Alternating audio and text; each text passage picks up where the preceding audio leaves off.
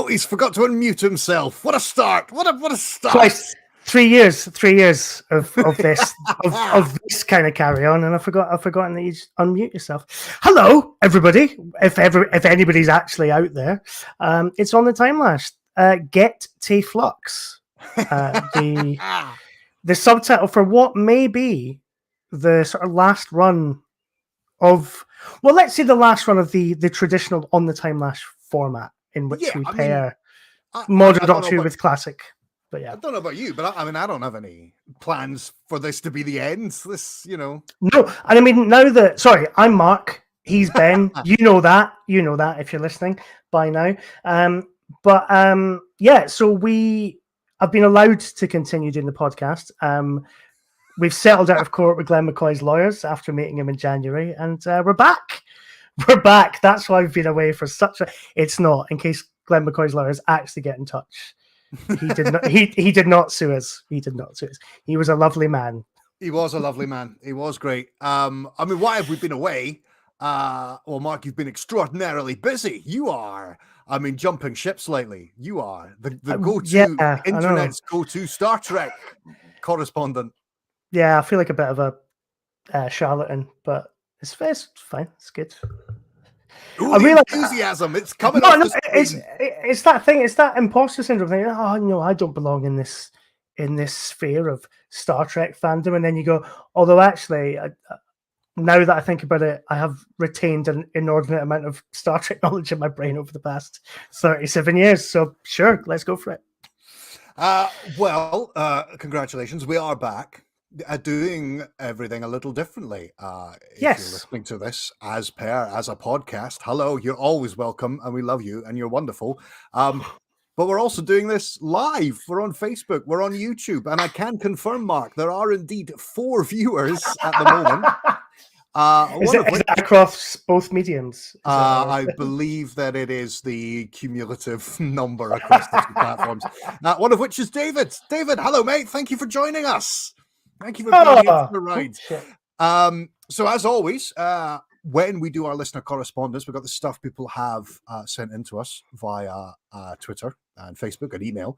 But if you're joining us now and you have something to say on either, because this is where we are, we're at Flux in our new Who Watch Through, and we're going to be talking about the Halloween Apocalypse and War of the Sontarans. If you've got anything to say about those, just off the top of your head right now, you can absolutely do it beneath here. Leave a comment on Facebook or leave a comment on YouTube, and we'll be able to pop them up, like saying hello, chaps, from Laceron's trousers. Rassalos, I haven't even started drinking yet. Hello to you, mate. Hello, mate. Hello. Oh, good. All the best ones are here. That's seems to be the case. And obviously, yeah, this is a slightly different format from. Hello, Jack. So yeah, this is a slightly different format from the traditional on the Time Lash format, because this is a slightly different series of Doctor Who. So it's a sort of 6-parter. So we're doing it as a 3-parter. We're going to do 2 episodes of Flux every fortnight. And then we're going to do 1 or 2, we've not quite decided, episodes about the Daleks Master Plan to pair it up with. So it's kind of a slightly experimental approach to doing Flux. But also, because it's the 60th anniversary year, we thought it might be nice to do something special, in inverted commas. Which is basically 2 bearded men on the internet sitting in front of their plain white walls, talking about science fiction television. Yeah, well, I mean, that's special. You don't get that. You don't get that anywhere on the internet, do you? That's at least it looks like you've moved into a place. It looks like I'm coming to you from like a fucking the set of Waiting for Godot. You know, it's like just complete. And I thought I'll be one of the influencing kind of fucking internet guys and put lights all around me. And what it is, it just looks like weird dancing shadows everywhere. Like it's some. I've got a lot to learn about being an internet personality. Is what we have learned. But yes, shall we do it then? Shall we, Marky baby? I guess so. Yeah. Let's get. There's nothing to talk about, is there? Let's just get straight to it. We've been away for ages. Let's get back on the new Who Watch Through. Yes, and of course, in our last actual podcast, you apologized for the. I mean, there should have been an episode before Yes. into the unknown, and I lost it. So But Philip Morris is on the case, and maybe one day. I think if he found it, I would give it to him back. I want to go and lose it in the garden somewhere. Okay, well, let's do it then. I mean, let's bloody do it. Let's get on with it. Let's do it's the Halloween apocalypse. Let's do some stats.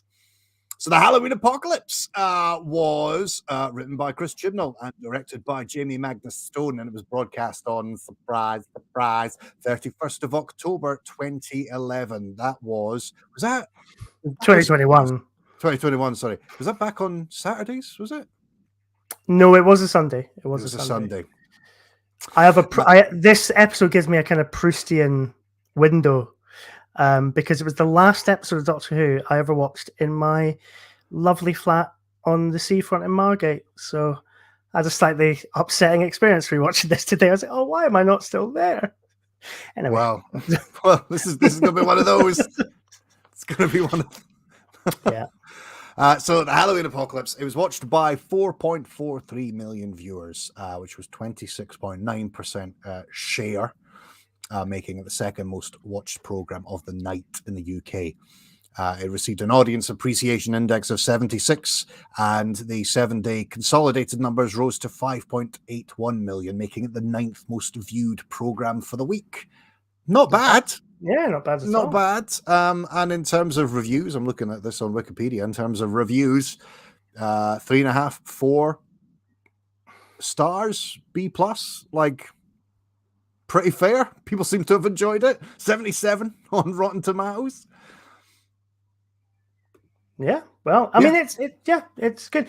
That's the interesting thing. You kind of saying that, you know, on Halloween night, it's the second most watched thing on television. But of course, Doctor Who's not as popular as it used to be. They will tell you. I don't know who they are. Men on the internet. Yeah, just Twitter will tell you. It seems like it's very popular. It seems like it's as popular as anything. Yeah, exactly. Like, I don't know what I don't know what the other 9th most watched programs of that week are, but you can reel them off. You can guess them. Mrs. Brown, EastEnders, Coronation Street, whatever X Factor was on that week, or Britain's Got, like, all that bullshit. Like, it's up there. It's good. Okay, that's the stats. It's time to have some fun. So I'm going to change the background. But a different type of fun. We're in the way. Oh, hold on. Hold on. He's cheeky, he's dicky, he's leaky and squeaky. He once got a letter from Colin Baker. He's the dyslexia fun maker. Nice. Yes. Now, before we start a new round, there's something special about to happen, isn't there, Mark? Well, there is. So last series, I won Degsey's Where Did They Come game. Well, the last Degsey's Where Did They Come game for now, depending how long these episodes take to do, we may have a very special game of Degsey's Where Did They Come game by the end of the Jodie Whittaker run, because Doctor Who Magazine's ongoing poll may have caught up. Yes. So hopefully, but yes, that was the last game, because the poll we were using only went up to Revolution of the Daleks, and I won the prize, and it has been sitting in my house for I think about a month now. Yes, in fact, exactly a month. Derek sent it on the 25th of April, 2023, and here we are now, about to open it. So it's I'll hang on. I'll move the microphone out of the way, and it's a big old box. It's a big old box. Look at the size of that. Yeah, that is a big one, Jamie. Christ, I can't. This is now, this is why I should have got a sharper knife. There's also a wonderful noise beam of spring, summer tweeting birds coming from your side of the. And a man just going, oh, fucking can't get this brown tape off. Right. Yes. Derek did suggest the use of a sharp cutting tool. I don't have a responsible adult in the house, so.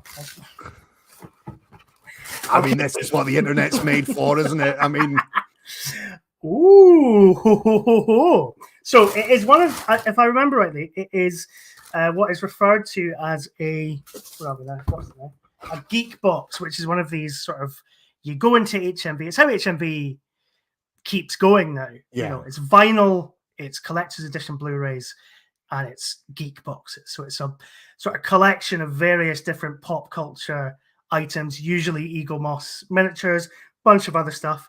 So let's see what's in the box. What's in the box? What's in the box? I have a little signed picture of David Tennant, which is signed by Degsey on the back. So it's even more valuable. It's even more valuable. So that's very nice.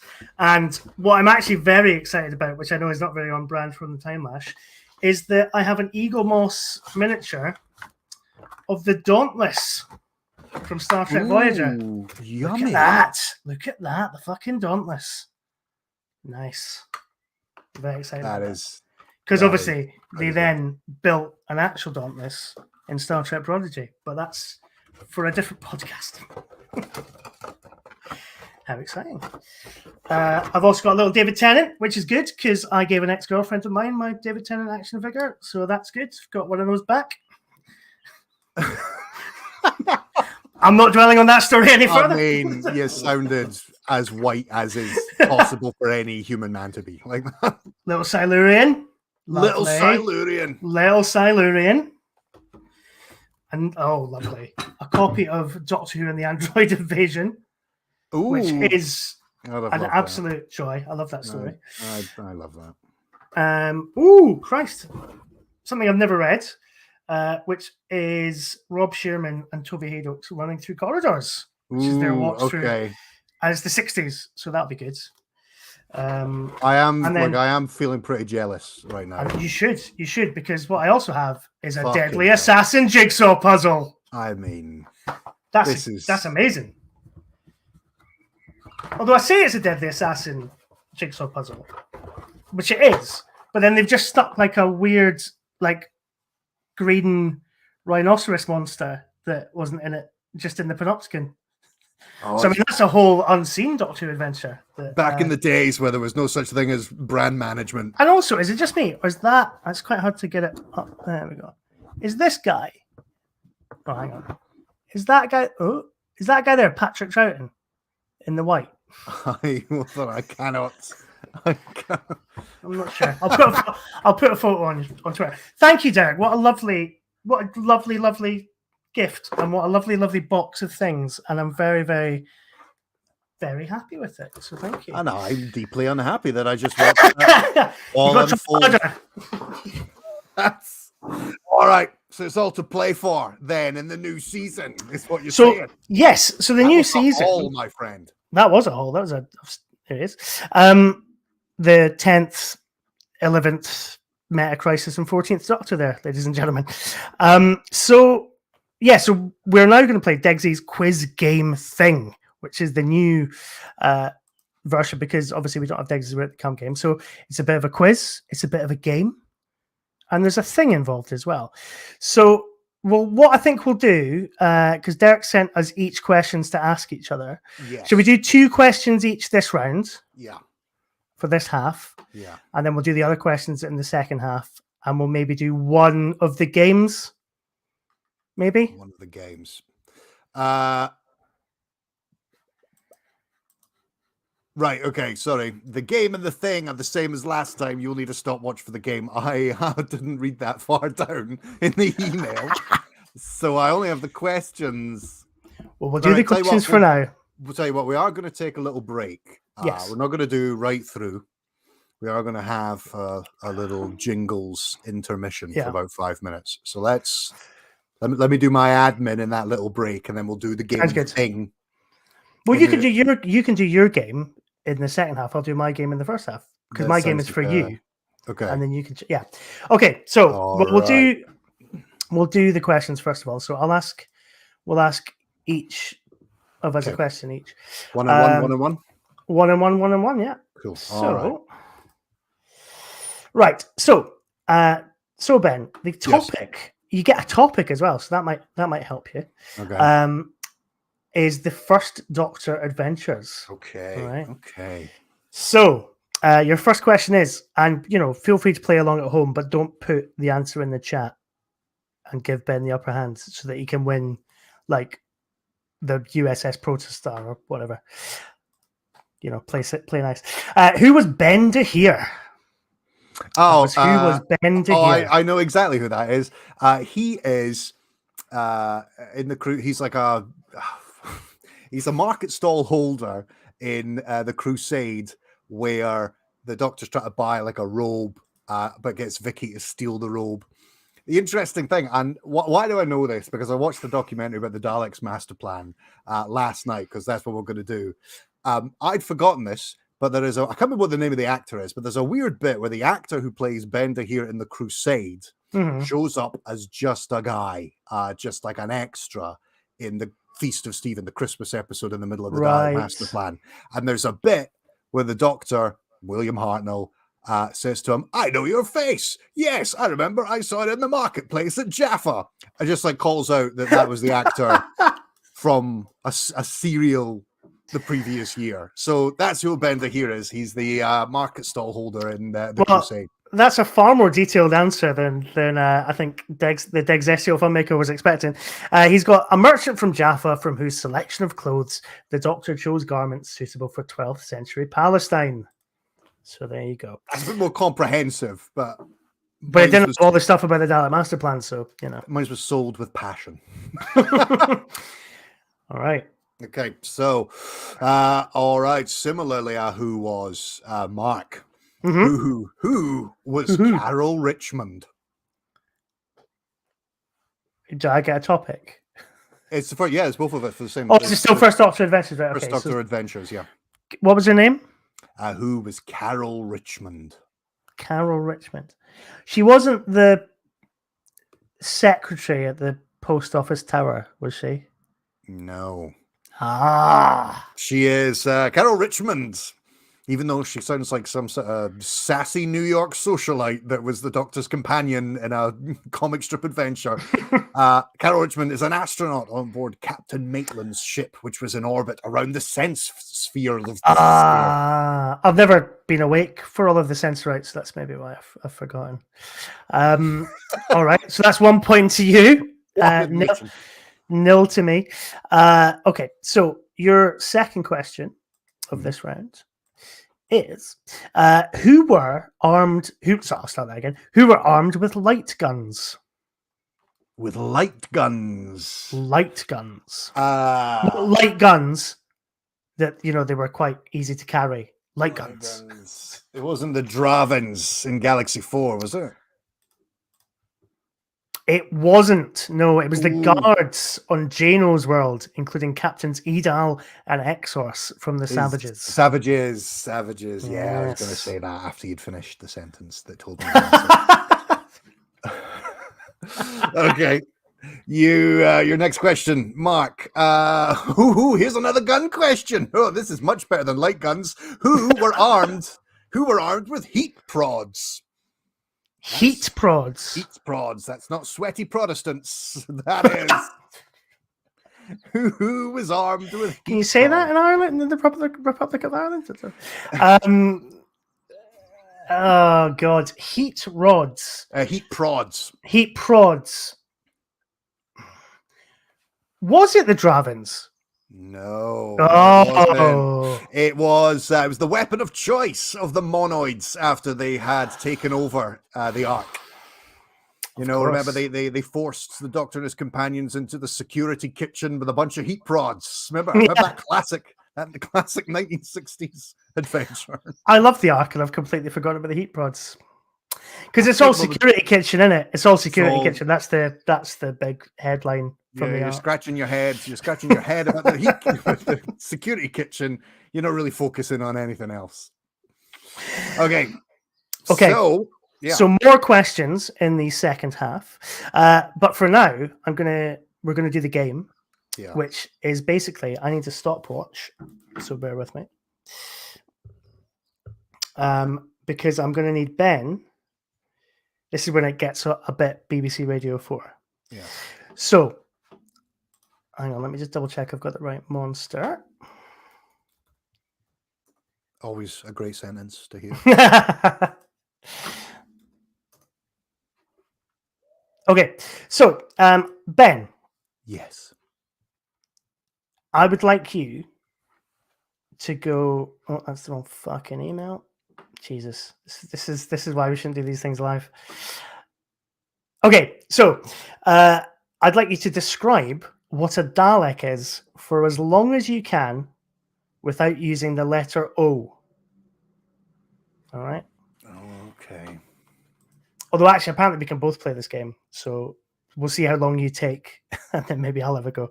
All right. So starting now.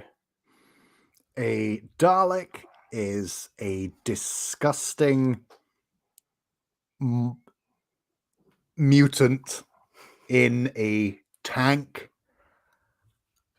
from the planet near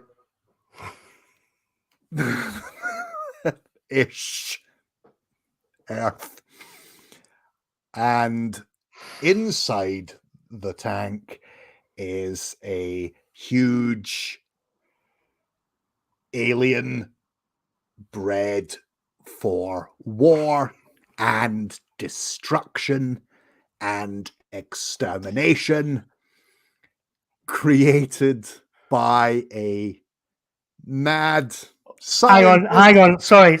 Yeah. Had to stop there. Extermination's got an O in it. Fuck. Okay. Yeah. And I think you said bread 4 as well. Yeah, I did. I should have stopped I it earlier. So I'll give you 50 seconds. So fair play. Yeah, Fair that's play. no. Well, oh god, fuck! I messed it up. I fucked it. No, Okay, it is difficult. It is difficult. Yeah. I guess I should have. Should I have a go? I don't know. Should I have a go? I don't know which one. Well, okay, that's fine. Cool. All right. Okay. All right. Do you have a stopwatch? No. Or should I just? Okay, I'll just fucking reset and start. Okay, a Dalek is a bubbling mutant that hates everything that isn't like its own. Oh shit! I love how you got cocky and just threw in kind of colloquial. It's like doesn't like its own. Oh shit! Fuck that. So that was fun. Embarrassing. Well done, Ben. You won both the quiz and the game. And the thing is that you and I, should write a letter to 3 people who have appeared in Flux. The choice is ours, but we can't write to the same person unless we both want to write to Jodie Whittaker. That's allowed. Okay. And we have to decide now in turns which 3 people who we're going to write to. And we get 2 points because obviously this is an ongoing competition. So basically, by the end of this podcast, this podcast series, whoever has the most points wins. All right. Okay. And this is part of that. So whoever gets the reply gets 2 points per reply. Okay. All right. Who are you writing to then? I would like to go first of all for Craig Parkinson, the Grand Serpent. Get him to sign my Grand Serpent. But of course, signing your Grand Serpent is what got John Barrowman into trouble in the first place. Never gets old. Never gets old. It never gets old. Much like John Barrowman. That's... are you doing? So who else are you doing? No. We take it in turns. So you no. All right. Carvanista. Whoever played the dog, can't remember. I can't remember his name. Let me check. It's a northern fella, isn't it? All right, cool. That's fair. Craig Ells. Craig Ells. All right. Yeah. Kevin McNally. Why not? Why not, mate? Why bloody not? Why not? Why not? Nothing's stopping you. Why not? Yeah. Okay, I'm gonna go for I'm going to go for one. I'm going to go for Sam Spruill, who is Swarm. Why not? One of the baddies. A goodie, a baddie. He's pretty good. And I'm going to go for my third and final. So this should be a wise decision. But will I make that wise decision? And can I remember anybody else that's in Flux apart from the main actors? I'm going to go for Mandip Gill because I believe that out of the three of them, she's probably the most likely to reply. That's some confidence. I like it. I'm going to go for a companion as well. All right. A goodie, a baddie, a companion, John Bishop. I'm going to do that. Nice. Bishington. I would go for Jonathan Watson, but you and I are going to a Doctor Who convention in Swansea in September where he's going to be there, so it seems a bit pointless. I could just chat to him. That's the spirit. Well, no, because I could just talk to him and get a photo and get an autograph, and look at it him. That feels too easy. He writes about sci-fi for a bit, so he can throw himself around the convention. Yes. It's like press pass. I think I'm friends with these guys. Press. Anyway, okay, so that is Degsey's quiz game thing. I think let's bring ourselves down to earth again before we move on. Jeff Waddle is watching, and he's got a belter of a comment. Nice to see the names and the links. For 2 years, I put the names to the faces the wrong way around because my missus said that's what looked correct. So I looked more like a Mark, and you looked more like a Ben. And I was convinced it was a sarcastic Scottish thing, like where if you're at school, if your school pal was fat, he was called skinny. So I don't. Fair. Oh, God bless you. God bless you, Jeff. Anyway, whatever. Sorry. And there's more. Anyway, nice cosplay of backing band members. Who I'm going to see in Dundee this weekend at BBC's Radio 1's big thing. No way to perv over the lead singer. I'm a big fan of Wet Legs, so I'm quite jealous of Jeff Waddle. So have fun in Dundee. I look forward which is a sentence I never thought I'd ever say. Have fun in Dundee. Sounds like a threat. It sounds like the threat that you make before you like shoot a guy and he falls off a cliff. Yeah, like a really weird James Bond Mott. Have fun in Dundee. And the guy's falling off the cliff going, what the fuck does that mean? I guess I'll never find out. I'm falling to my death. All right, another change of background. Here is the wee Carvanista, because we're going to start properly talking about the Halloween apocalypse. Mm-hmm. And it's time for some listener correspondence. Yes. Who have we got, Mark? I've got some little images to flash up on screen, so I'll let you lead. I now have to remember the images I sent you. Well, let's get our old friend Dylan Reese, who says the Halloween apocalypse is a belter of an opener, setting up all the pieces on the board for a series of Doctor Who unlike anything we've seen before. The direction, story structure, and design delivers a Doctor Who story that can finally stand alongside the output of the streaming giants. We've also got Pete Lambert, I believe. We do. Oh, no, we got him. Nope. Great. That four bears line still hurts, even if it's meant to be cringy. It's just nobody would say that. But Halloween Apocalypse is a great start. Bit of this is obviously all going to end in a hot mess hanging over it, but fun to be had guessing which things will be resolved, red herrings forgotten. Fair. Yeah, absolutely fair. And I think we also have Mega Slippers. We do. Who says, I really tried to enjoy Flux after being a bit off Who for a number of years. Alas, the universe-ending arc wasn't really my jam. It's not all negative, though. I really enjoyed Dan and the Carvanista after initial WTF reaction. And spoiler alert, Village of the Angels was cracking. More on that in a fortnight. And then finally, is it finally? Who? Chippy T? Yeah, we got Chippy T. Here he is. Halloween Apocalypse is a nice setup story which plays with the idea of dogs being man's best friend, albeit grudgingly. Vinder's story is hinted at, but ultimately tapers out. Swarm and Azure are beautifully rendered as the season's villains, and something called Flux, a cracking start. Well, it's tricky to I kind of asking people for listener correspondence. I suppose it is quite tricky with Flux because on the one hand, I think some of the episodes stand on their own quite nicely. But then obviously because of the structure of the thing, other episodes are kind of more functional and it's kind of harder to kind of build a opinion on them, which I guess brings us to the Halloween apocalypse. Now, before we do that, we should probably do themed drinks. Sure. What are you drinking? Well, I'm drinking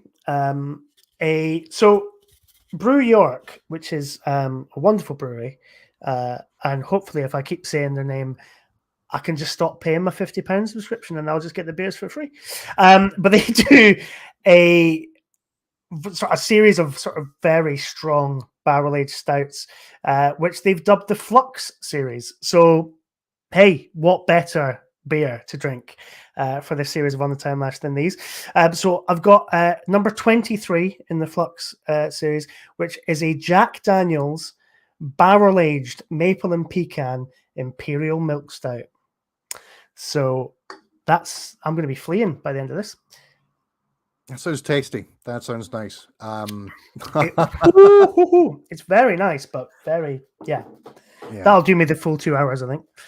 I got some nice news. I'm moving to another better place. I mean, that sounds like I'm going to die. I was going to say, it's like, Jesus. I'm moving out. So actually, I'm just trying to drink and your wife is going with you as well. Yeah. It's not ended terribly. It's fine. So as a result, I'm just trying to drink whatever's in the house. So I'm on vodka and Lucozade. Which, to be honest, is that to get like a fucking lead start on a hangover or something? Well, I mean, it's considering that we are talking about something that was out during the pandemic, during lockdowns, where, you know, presenting this episode like we're doing a fucking Zoom quiz during lockdown. Right? This feels like a lockdown type of a drink, vodka and Lucozade.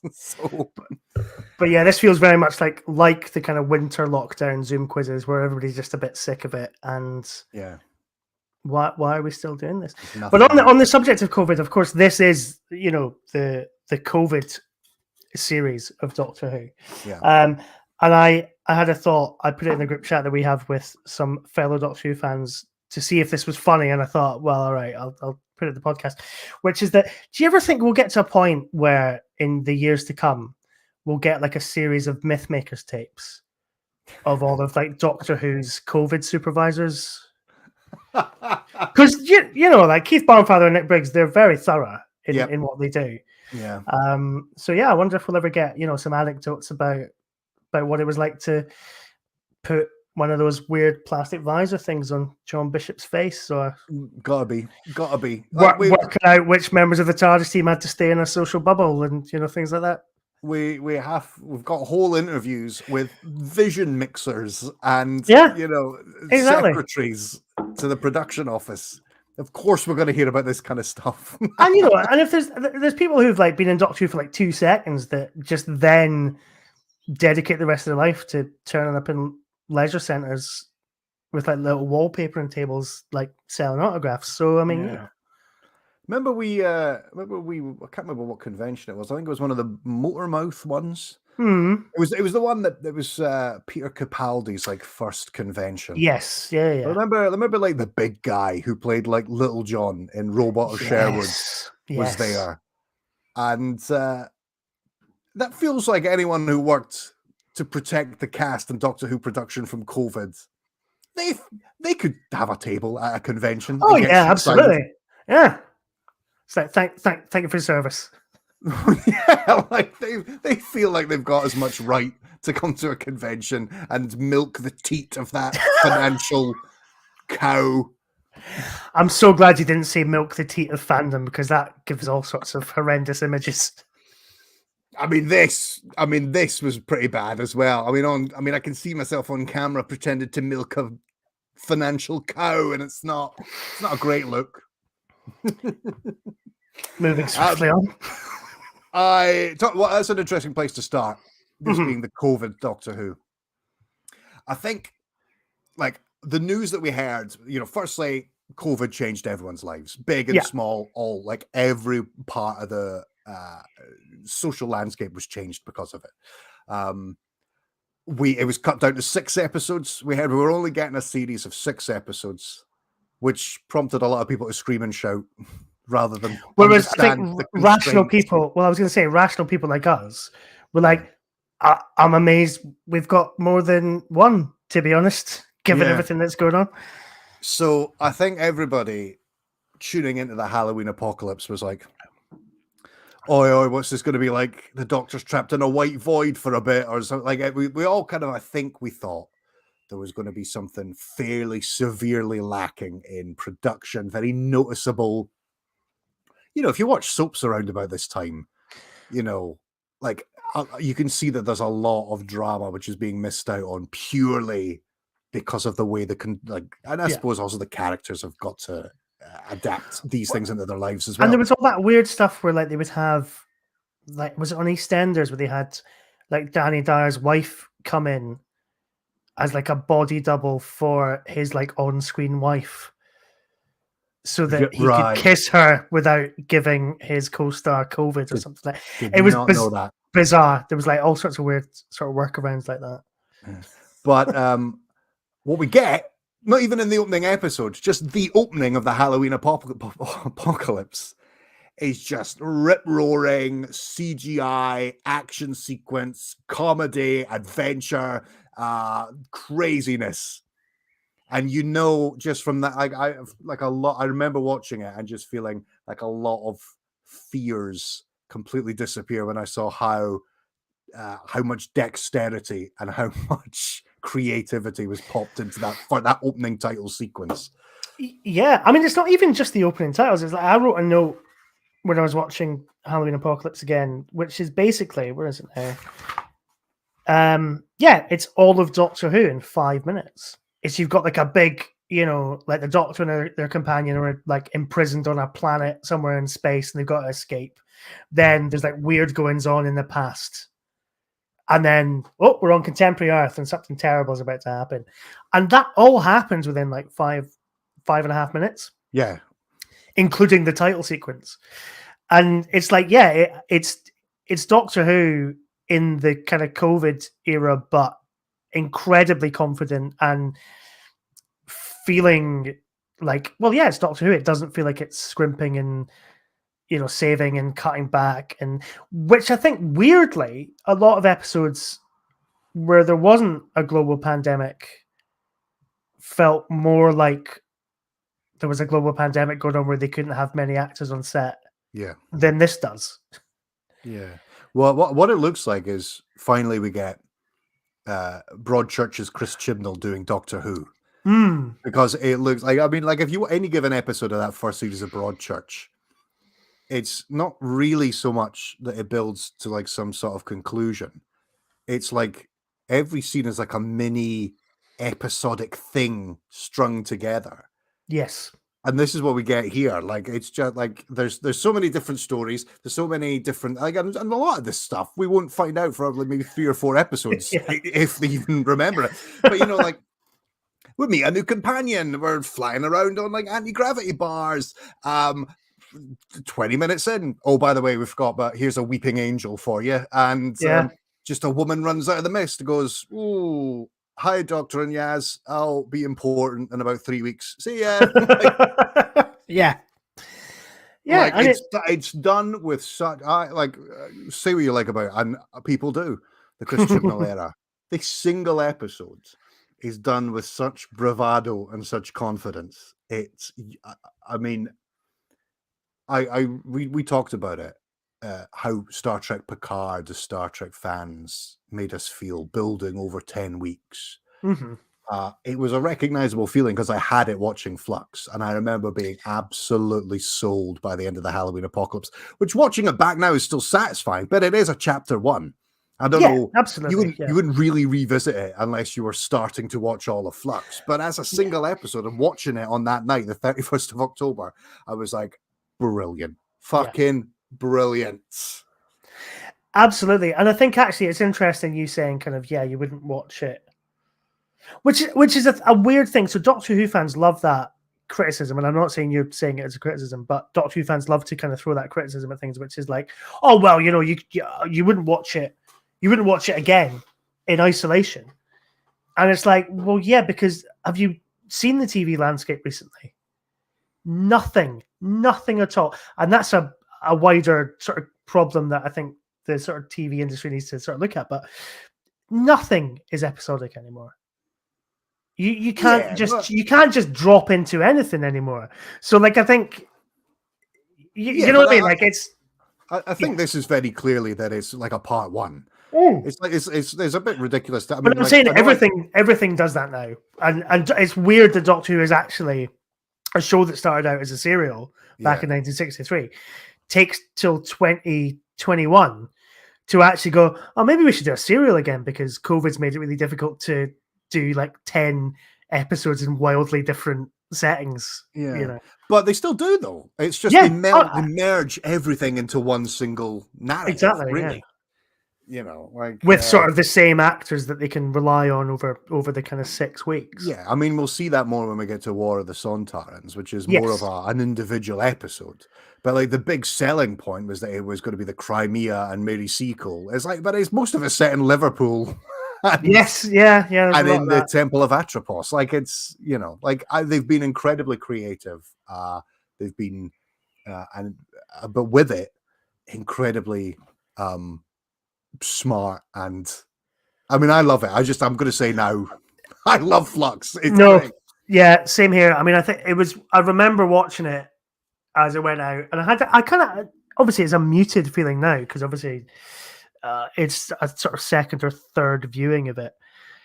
But I do remember kind of feeling like, oh God, this is great. Like, I'm really excited to see Doctor Who every week because, as we've said on this podcast, we both really actually quite like the Jodie Whittaker era now in retrospect. And I think at the time I really enjoyed it, but it was never this sort of show where, because everything was like so understated in those first 2 series, it was never the kind of show where you were like, oh, can't wait till next week. Yeah. You know, whereas this was absolutely that kind of, I mean, I think what a great Doctor Who cliffhanger, you know, the 13th Doctor looking at the TARDIS and going, end of the universe. I always wondered what that would feel like. Like, that's great. What a great Doctor Who cliffhanger that is. Well, we've got a comment from Mikey and Janie. We never rewatch stuff now because everything is so linked to what's around it. An episode is just one step toward finding out the mystery. Yeah, that's true. And yeah, there is something to be said about television in this day and age that once you know the ending, there's no real impetus to go back and get the nuance of how they told the story afterwards, unless it really captures you as a fan, you know. Exactly. And I think that's one of the things that I think Flux tried to do, and I think mostly succeeded, is that it goes out on that Sunday night slot where Line of Duty had been sitting for the past couple of years. So, and like Peaky Blinders and all that kind of thing. And rather than do the kind of sort of cozy, sort of relaxed Doctor Who that it had been doing for like the 2 years previously, it goes, well, what if we do it, you know, as a kind of serialized? And obviously all of this is built out of necessity because of COVID, because of whatever. But I think it was a really smart move to kind of try and make it kind of exciting, serialized story. Whether or not it all comes together, whether or not it all works, I kind of think is immaterial because it's the ride, and it's how much you enjoy that ride and how much by the end of it you still kind of enjoy where you've ended up. Chippy T is saying, evening chaps, we'll have to catch up tomorrow. Apparently you can't watch YouTube at work. Well, thanks for joining us, Chippy baby, and we hope we haven't lost you your job. Although if we had, I mean, that's a story, isn't it? I mean, I know, yeah. Imagine. Why did they sack you? Well, I was watching Ben that I thought was Mark, and Mark that I thought was Ben. It was. Well, I mean, no, you know, the last episode that we did I'm sure if it had gone out uneducated, it could have lost a lot of people's jobs. Anyway. Anyway. Okay, well let's okay, so the COVID yada yada yada. Although actually, I think COVID-wise, in terms of story themes, I think it's interesting because this is really Doctor Who's only. I mean, it's not Halloween special, but it's well, I suppose for all intents and purposes, it is. It's Doctor Who coming back for a new series on Halloween, playing up to the Halloween thing. But rather than kind of tell a kind of creepy ghost story, although there are elements of that with the Weeping Angel, the creepy house that Diane gets lured into, all that kind of stuff.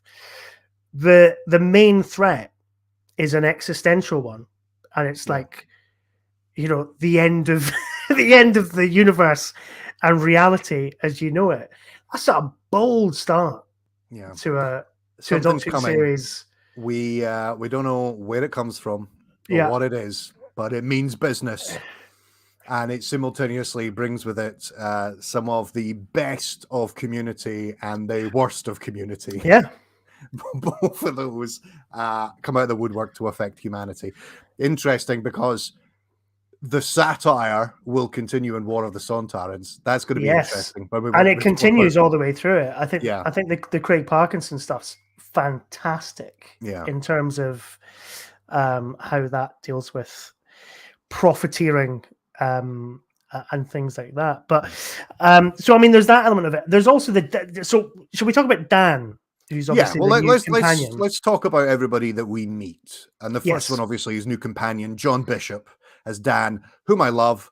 Ryan and Graham, who I completely forgot. Couldn't give a fuck they weren't there. Yeah, I do John really Bishop like Dan. Yeah, in anything.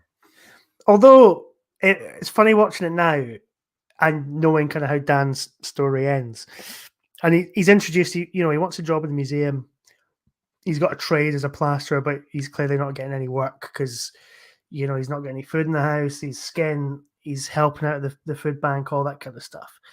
And then the Doctor shrinks his house, and it never gets bigified again. No, the poor guy's jobless, homeless. He's dumped back there in the power of the Doctor. Yeah, cheerio. Yeah, I've got a Dalek on voicemail. I need to go back and see it. Have fun. That poor man. So I've just Mikey and Janie has put an interesting question, which I'm going to place hold here for a moment, guys. Question: okay. What one episode of Jodie's might win over a Jodie skeptic asking for a friend? I think we'll continue talking about Halloween Apocalypse just now, just to give us time to think about this. But this is a good question because I like that there's an inherent positivity there. Yeah, and so we'll answer that question before we go into the little break. So we'll do favorite scenes, performances, yada yada, and then we'll answer that question. I think. Sounds good. So we're coming for that. So John Bishop loved it. Yes. But who else? I mean, we meet Storm and Azure. I mean, the makeup alone. Swarm. What did I call him? Storm. Yeah, Storm. Sorry, Swarm. The makeup alone is amazing. It's incredible. Amazing. It's great because it is that kind of. It's proper. It feels properly alien. Yeah. Because it is that kind of. It's got that kind of weird sort of mineral sticking out of their face, and it's that thing of like, well, that can't be comfortable or practical, but then also it just feels so out there and kind of alien, and the performances are fantastic, like great. And I love the concept of, I mean, say what you want about the Timeless Children, and many people have, but I think there is something inherently, and I think actually this is really what Chris Chibnall was trying to do. A lot of people say with Flux and Power of the Doctor that, oh, he never paid it off. I don't think he had any intention of doing it.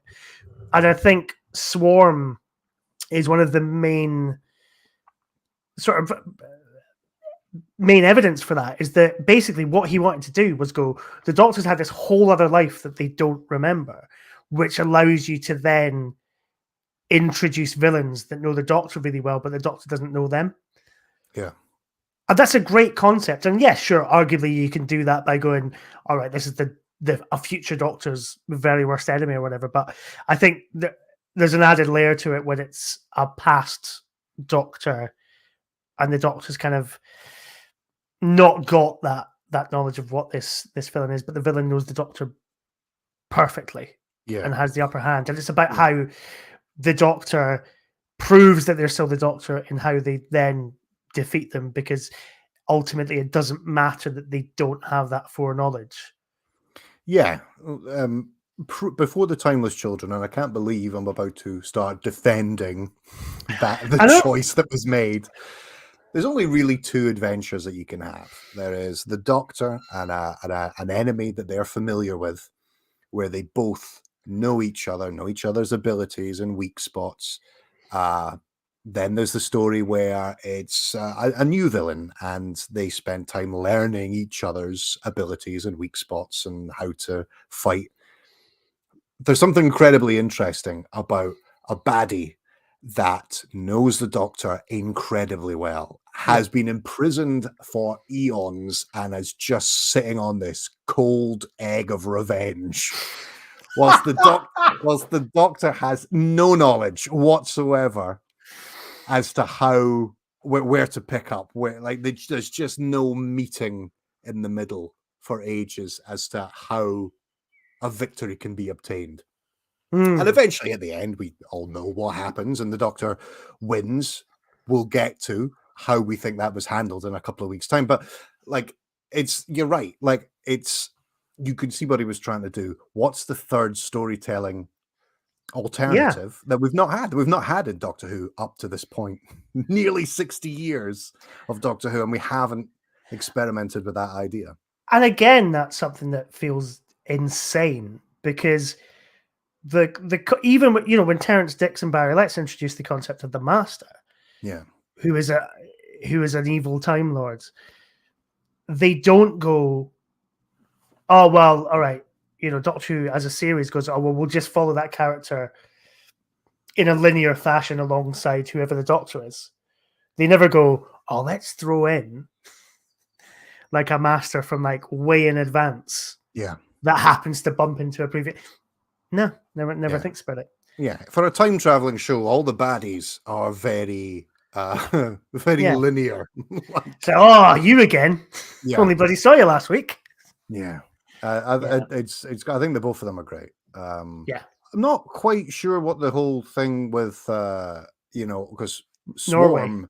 Yeah, Swarm gets, imprisoned on a planet someplace, but his sister gets to be a human and live in Norway. In witness protection or something in Norway with her it's like another husband, fugitive Doctor kind of Joe Martin type of vibe thing. It's going, well, is it a Doctor and that's the companion? And there was I don't know. I mean, I don't know. I think that's the setup it's getting you to think about. And then obviously it turns out they're the villain, they're not the hero. Yeah. But yeah, so it's why. But then no, they're not, are they? I can't remember. We'll get to it as we go on. But yeah, that is it's a strange thing in terms of the varying punishments for the two, for the brother and sister. Yeah. Who else have we got? So we're also introduced to first, before we get on to the other main ones, Steve Oram as Joseph Williamson. Brilliant. Yes, amazing. Love great. him. You know what? Jumping ahead in an episode full of, I'm going to say, frankly, ridiculously better than they had to be performances, Steve Oram as Joseph Williamson is up there. And I went on a massive deep dive on the Williamson tunnels underneath. Oh, right, okay. They're a real thing. Not a literal deep dive into the Williamson. No. But fascinating. The guy is a real historical character. Is fascinating. And Steve Oram does an amazing job. I was so happy when I heard Steve Oram was going to be in Doctor Who. And it's a great character for him. Yeah. So having a look at so nobody actually knows what the Williamson tunnels were for. The two main theories were one that he was just wink wink doing a bit of private mining that he could then turn into commercial sales, which was illegal at the time.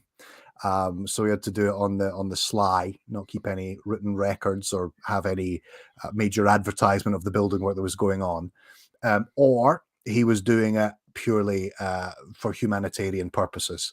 There was nothing inherently useful or constructive that was actually going on, other than it was just a project to employ a lot of people into doing work so that they could be paid. So it didn't seem like it was a charity. People were actually performing a task and receiving money for it, so that Victorian ideal of the shame of charity was not something they would hang over the head. Could be both of those things.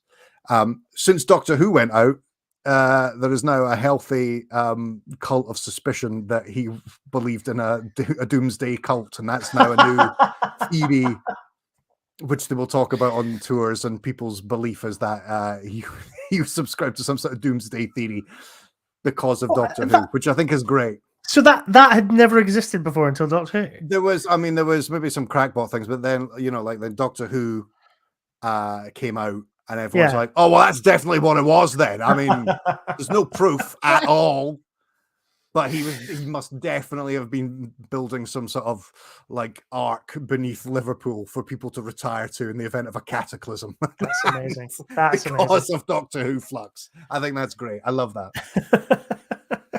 But yeah, so okay, who else have we got? We've got Annabelle Scully as Claire. We will get to her a little because she comes out of the mist and gets zapped away by an angel. Yeah. But it's incredibly memorable.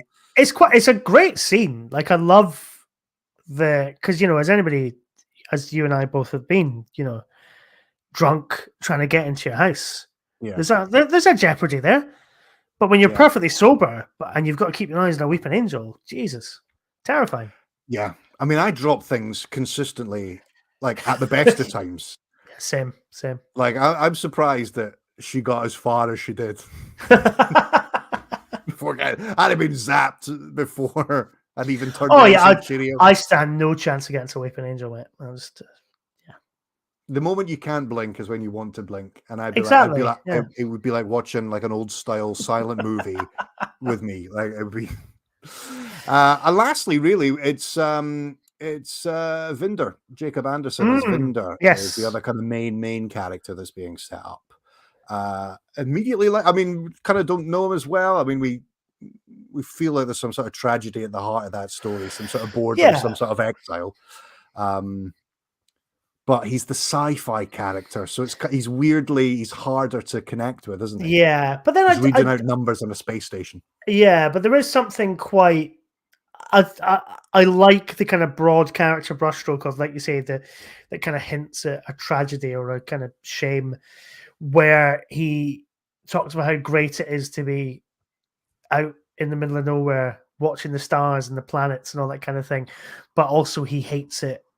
And to hell with the lot of you. Yes. I think that's a really great gag and like a really good sci-fi idea of like somebody exiled to a really beautiful place, but he's pissed off about being exiled. Yeah. It's great. What a great idea. I don't think they ever really do anything with it after that, but it's good. Yeah, I'm enjoying it because I actually can't remember how a lot of the stories unfold. Yeah, he's got something to do with the Grand Serpent, hasn't he? Yeah, he does, but I can't just the actual trajectory of it all. Although we now know he's not the Doctor's dad. No, that was the thing for a while, wasn't it? Yeah, that was the rumor for ages, wasn't it? Yeah. God, could you imagine? Yeah. Okay, I forgot that was. Yeah, it's weird. Like, this was only 2 years ago, less than. Yeah, and it feels quite new. It does. I mean, for me, what I felt more so watching War of the Sontarans, which we'll get to shortly, but I was like, I miss Jodie Whittaker. I kind of miss new Jodie Whittaker adventures, because actually, it's the Doctor that I have always loved. Jodie Whittaker's Doctor. Like, there's none of that. I mean, sure, it's angsty. It's the end of the universe. But it's still the Doctor kind of racing against time to try and fix everything, rather than kind of being all, making speeches. And yeah, I like the goofball aspect of the character, which is more dominant than any kind of dark, lonely god. Definitely, which we've had for ages. It'd be interesting to see what all the promotional material for Ncuti Gatwa's Doctor. is that he looks like his doctor looks like he's game for anything. He's game to put on a smart suit or put on a ruff and feathers and like, or to dress like a 1970s LA cop or something. Like, it looks like what we're going to get is something like a more fun Whittaker era Doctor rather than a Stony Capaldi type, you know. Yeah, although I love Capaldi, but yeah, I think we all kind of got a bit sick of, I suppose, the prestige drama Doctor, which is you know, they're tortured and you know all that kind of thing. And I think actually, again, if we're talking about Timeless Children, I think the point that people miss isn't, it's not. And I was guilty of it when they first did it, thinking it was a way to kind of give the Doctor more tragic backstory, yada yada yada. But actually, it's not. It's to kind of present the Doctor with a tragic backstory, and the Doctor to reject that and still be the hero rather than get dragged under by the darkness. Yeah. And yeah, so I think she's great in this. I think she's even better in the next episode as well. Yeah. And I miss her. Yeah, I said it. All right. Well, it's coming up for 9 o'clock. So why don't we? I mean, I think we've said as much really as we need to for the Halloween apocalypse. Do I do favorite scenes? It's an hour-long trailer. It's chapter 1. It's putting all the stories together, and it does it amazingly. So yeah, favorite scenes and favorite performances. I mean, Steve Oram performance. I've already said that. Yeah, he's everybody, like everybody, for me. Like, there's not a dodgy performance. Everyone's fucking on it for this one. Yeah, they're all really good. In terms of scenes, I really like Yaz saving Dan. Yeah. And kind of Yaz being the Doctor surrogate because the Doctor's too busy trying to figure out what the hell's going on. So that Yaz gets to do all the introductory stuff in the TARDIS. Yeah. And all that kind of thing. But what I really love about Yaz and Dan is it's like they're the new Sarah and Harry. Yeah, yeah. It's like that bit where like, oh, what is it he says? It's like something, oh, thanks, love, or like, thanks, girl, or something like that. And she's just like, Yaz is fine. Like, say, oh, yes. I like this dynamic already. Yeah, I do as well. I'll tell you what, it's actually Jack's put up a belt of a question. Yeah, when the world ends and the Lupari come to rescue you, what breed of dog will your Lupari be? Yeah, I love that. That's great. So I put up this image like every Father's Day, you know, when people go, happy Father's Day to my dad. I'll always put up a picture of Rolf from the Muppet Show. That's my Lupari. It's going to be a literal Rolf from the Muppet Show. Yeah, that's nice. That's nice. I don't know. It's interesting. The Lupari as a creation are like, because surely the world through all the Doctor's adventures have been why have they never shown it before? Can you imagine all the times where the Lupari have like hovered around Earth in a kind of general term, going, is it now? Do we help them now? Is it now? You know, when all the trees showed up and in the forest of the night, and they're like, should we now? Is it now? Or have the trees got this? Do we have to get involved? Is this us? What are we? Dogs would love that. Dogs. Where were the Lupari when everyone was getting butchered when Harold Saxon took over the planet? Or where were the Lupari when the Silence were fucking around with the moon landings? Yeah. You can't rely on dogs. Or alternatively, that's why Carvanista is so pissed off at the Doctor. It's not about whatever happened between them in the past. It's that literally every time the Lupari rock up to save everybody, the Doctor fixes it, and they go, "Oh, gotta go all the way back home now." So do you think that's been a completely wasted journey? Thanks very much. Fuel costs enough at this time of year. I guess that's because we have to ask why Calvinista is trying to kill the Doctor and Yaz right at the beginning of the story to keep them away from the adventure. Yes. When surely, having already been the Doctor's companion, we find out. Yeah. He would go, fuck, this is exactly the person.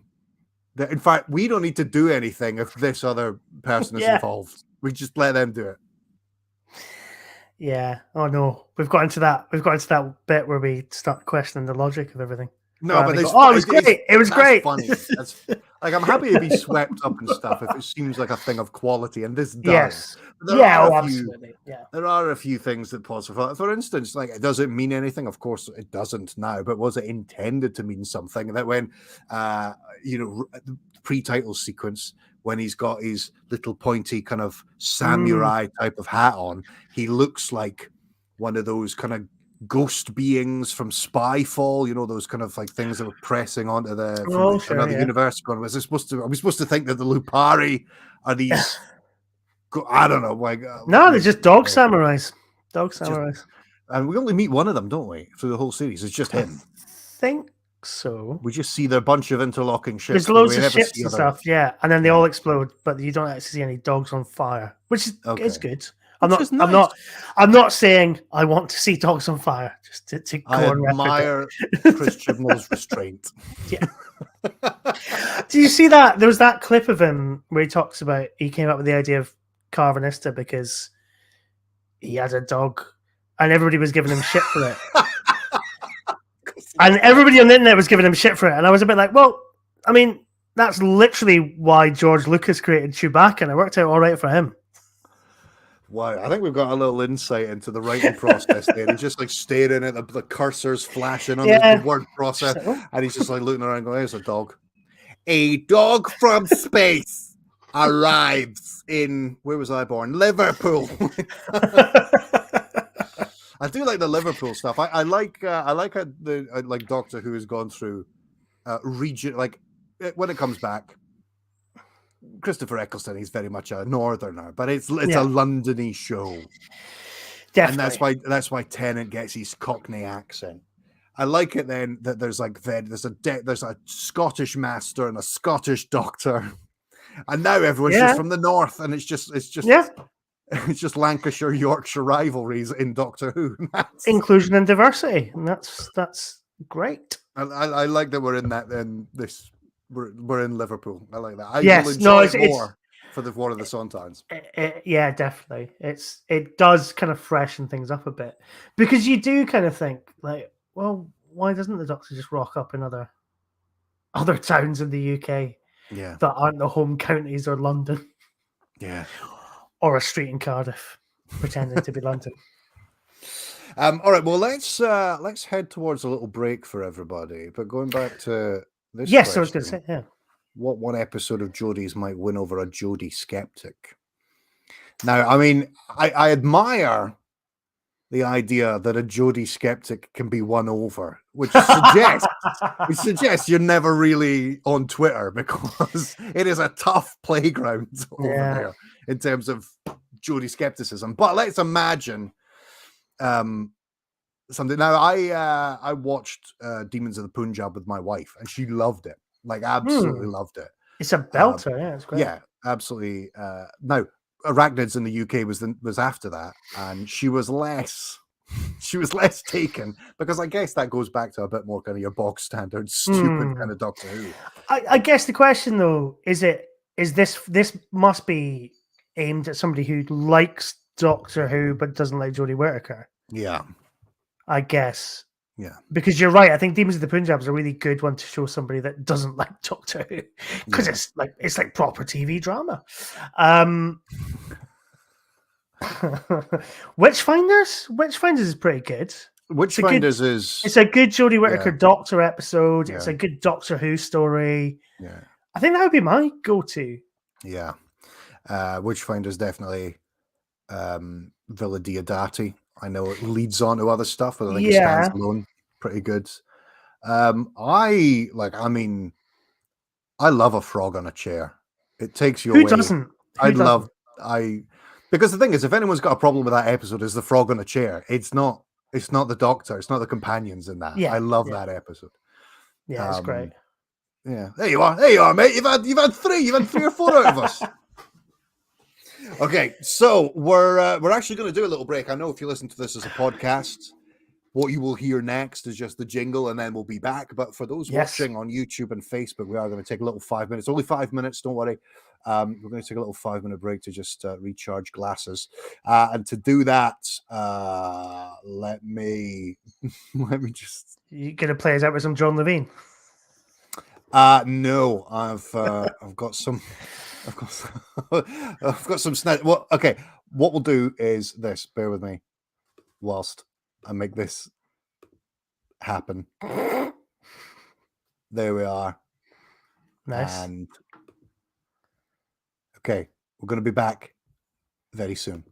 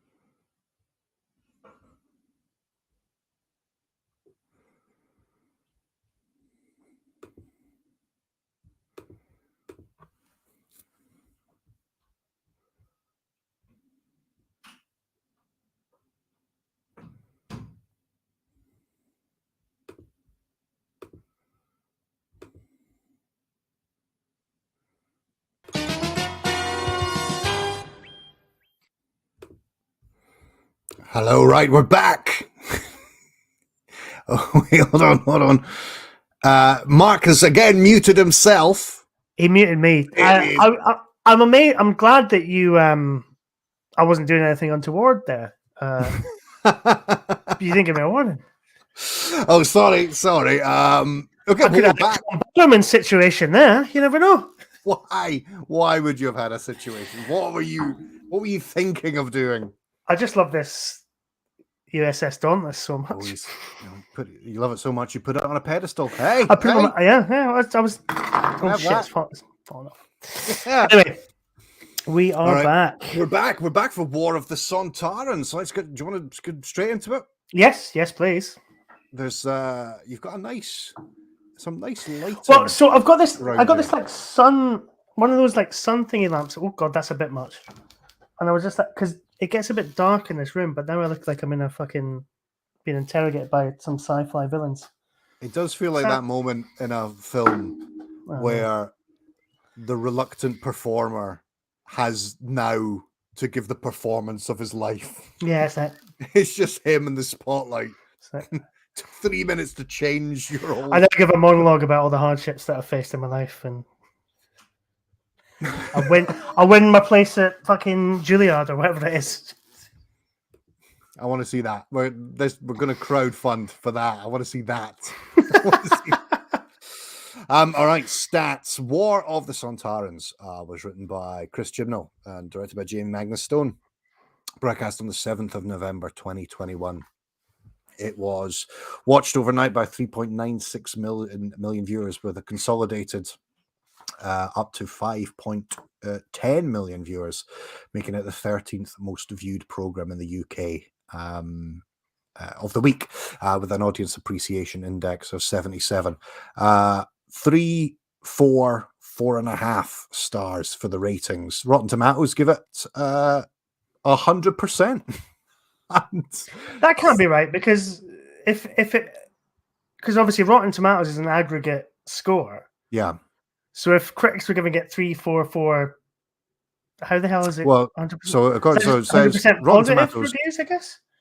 Tomato meter 100%. Yeah. Average score 7.3 out of 10. So I don't know what that means. I don't really use Rotten So like Tomatoes. an average, yeah. But look, positive. Hey, it's good. It's good. It's a good episode. Which correct.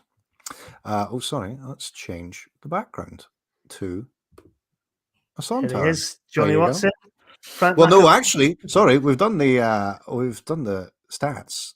Now it's time to change it back to Degsey's quiz. See, game? I knew the more pissed I would get, the dexterity. The harder it would be to the buttons. Press the buttons. There we go. So bear with me. I'm quite proud of that image. He's cheeky, he's dinky, he's leaky and squeaky. He once got a letter from Colin Baker. He's the dyslexia fun maker. Perfect. There we are. Perfect. Get rid of.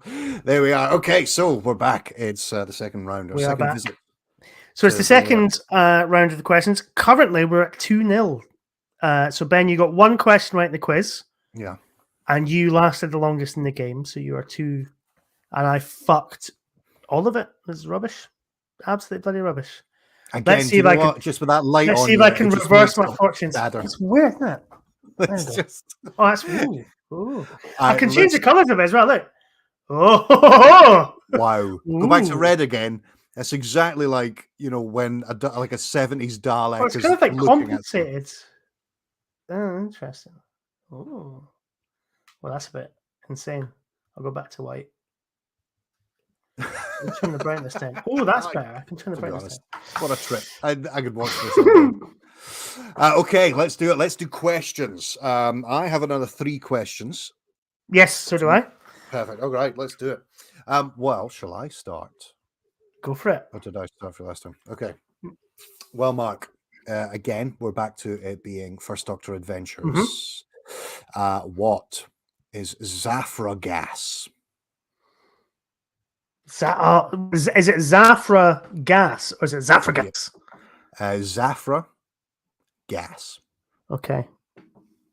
Oh, it's not the pesticide from Planet of the Giants, is it? It's not. It's a gas used by the Morocks in their attempt to defeat the rebel Zeros in the Space Museum.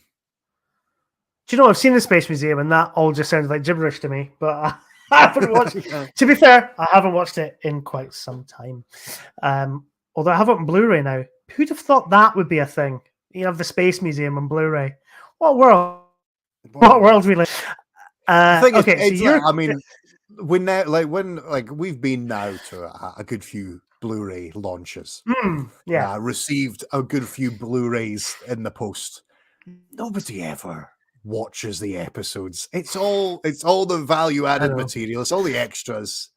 Yeah, I usually pick one story from the box, like my favorite story from the box set or something. And I'll just stick that on. That'll be the one I do. Yeah. Like you could, like I have a copy of the Web Planet on crystal clear, as good as it's ever going to get. Blu-ray. I have no idea. I have no idea what that looks like. I'm not going to watch it. Yeah. Ooh. Okay. Yeah. What is my question? Your question. Yeah. Who was Woolnoth? Oh, Woolnoth is he is one of the Saxons in the Time Meddler. He is indeed. I will give you that. That's another point. Where's my pen? He is, of course, the Saxon farmer who is the husband of Edith. Yes. In the Time Meddler. Yeah. Okay. Excellent. Okay, Mark. Here's another who was. Who was Zombo, Mark? Oh, God. Zombo. That name really rings a bell. Zombo. It was never said like that. I'm just going to tell you now. It was never. There's no point pronouncing it like that. It was never said in the show. Like Zombo, is that you, Zombo? Here is that Zombo? Hey, Dan Zombo, you got that fiver, you owe me? I used to work for Edinburgh City Council, and there was a guy that used to come into the building quite regularly called Aldo, and he always used to refer to himself in the third person. So it's like, oh, well, Aldo thought you better come up and see the council today about my council tax. And anyway, Zombo. No, sorry. Zombo. I feel like I should know that. Actually, I was just talking about it. It was the Web Planet. It's a Zarbi tamed by the Doctor and Vicky on Vortis. So, alas, dear Zombo. Big Zombo. Big Zombo thought he'd just pop down and have a word with the Animus. Yeah. All right. Who was Warrion? Who, sorry? Warrion. Warrion. Warrion. Warrion. Or Warrion. Warrion. I can't remember. Yeah. Ooh, that feels like that rings more of a bell. Warrion. That Warrion's not one of the. He's not one of the guards in Marco Polo, is he? He's not. No, he is though. One of the where's he gone? One of the 7 participants in the Daleks master plan. Oh, one of the boys around the table. Right. So there we go. Now interesting. Okay, so right, come on, I can do this. I think that's all of the. I think that's all of the. No, there's one more. There's one more each. Yeah. Okay, whose son was sent up in Zeus 5 to rescue the crew of Zeus 6? What? Whose son was sent up in the Zeus 5 rocket? Sorry, I missed that out from the first reading. The Zeus 5 rocket to rescue the crew of the Zeus 6. Oh God, no, sorry. Is that the 10th planet? It is. You're very close. Yes. But I can't remember who has kids, who doesn't have kids. And well, who's the main protagonist in the 10th planet? That isn't the Cybermen. I mean, all I've got in my head is Earl Cameron, but it's General Cutler's son. Right. Okay. There we are. So yes. Okay. So on to then the game. The game. Hold on. It's okay, Ben. Don't worry, I've got the game. No, I've got it here. Oh, have you got it? Great. Yeah, I got it here. I've just got my stopwatch ready. Okay, Mark, it's another avoid the letter O game. Mhm. Describe what a Cyberman is for as long as Okay. you can without using the letter O. The one who talks the longest wins 2 points. You will be given a different. Okay, forget it. Stage directions. Okay, are you ready, Mark? Oh, well, in that case, you've got 4, not 3 points. Oh, thank you. Lucky you. All right. Okay. All right. 3, 2, 1. Begin. A Cyberman Mhm. is a cybernetic creature that has various flesh. Fuck! I said various. Okay, that is 17 seconds. That's bad. I shouldn't drink when I do this.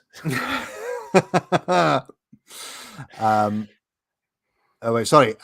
Before we finish, I have to shoot the cracking show, guys. Thank you, and Sontar, ha, and the same to you, Jackie, baby. Thank you, Jack. Okay, so I'll reset. He's off to watch Taskmaster now. He's like, well, the Degsey Funmaker's gone, so it's time to go over to the Taskmaster. Is that the bit that everyone tunes in for? Yeah. I don't think it's everyone knows what they feel about the War of the Sontarans. Yeah, nobody cares about us. They just want Degsey. Okay, so I'm going to try it there. Okay, start. A Cyberman is a human that has been turned all the way. Nice.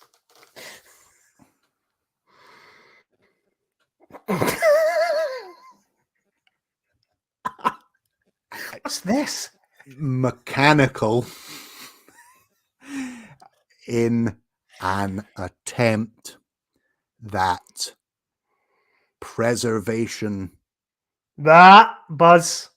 Oh shit, my pants. Anyway, all right, okay. So listen, you got 2 points there.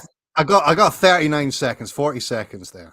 I feel like I did a bit of a face for at least 15 seconds there. No, you still won. You still won. I still won. Okay. Regardless of your weird face that was going on there. I guess what will happen is because we're now recording this, now that there's visual evidence, ultimately, before we record the next episode, the Degsey Funmaker himself can involve himself as an arbiter as to whether we've abided by the rules. But he's ethereal. He did send me a message saying that he's loving it so far. So that's. Oh, perfect. Okay, and so he did say that ethereally, not ethereally. So my thing, I'm going to get my thing out now. The thing's the same thing. It's the writing to the letters. Is it? Right? Okay, sure. Isn't it? Yeah. I don't know. Yes, maybe not. Maybe there's another thing. No, it is right to 3 people who appeared in Flux. Okay, so it's worth just going over it again. Yes. I'm going to do Sam Sproul. I'm going to do John Bishop, and I'm going to do Craig Ells. Yeah, I'm just writing all these down. I am going to do Craig Parkinson, Kevin McNally, and Mandip Gill. And now I have to think of interesting things to write to them in the hope that they will respond. Derek's really good at this. We're terrible. We're terrible at this. Yeah. But anyway. Okay, right. I feel we should do a Lugley's Theatre Company podcast, but that's a whole separate discussion for another time off. Oh yeah, absolutely. That would be good. Anyway.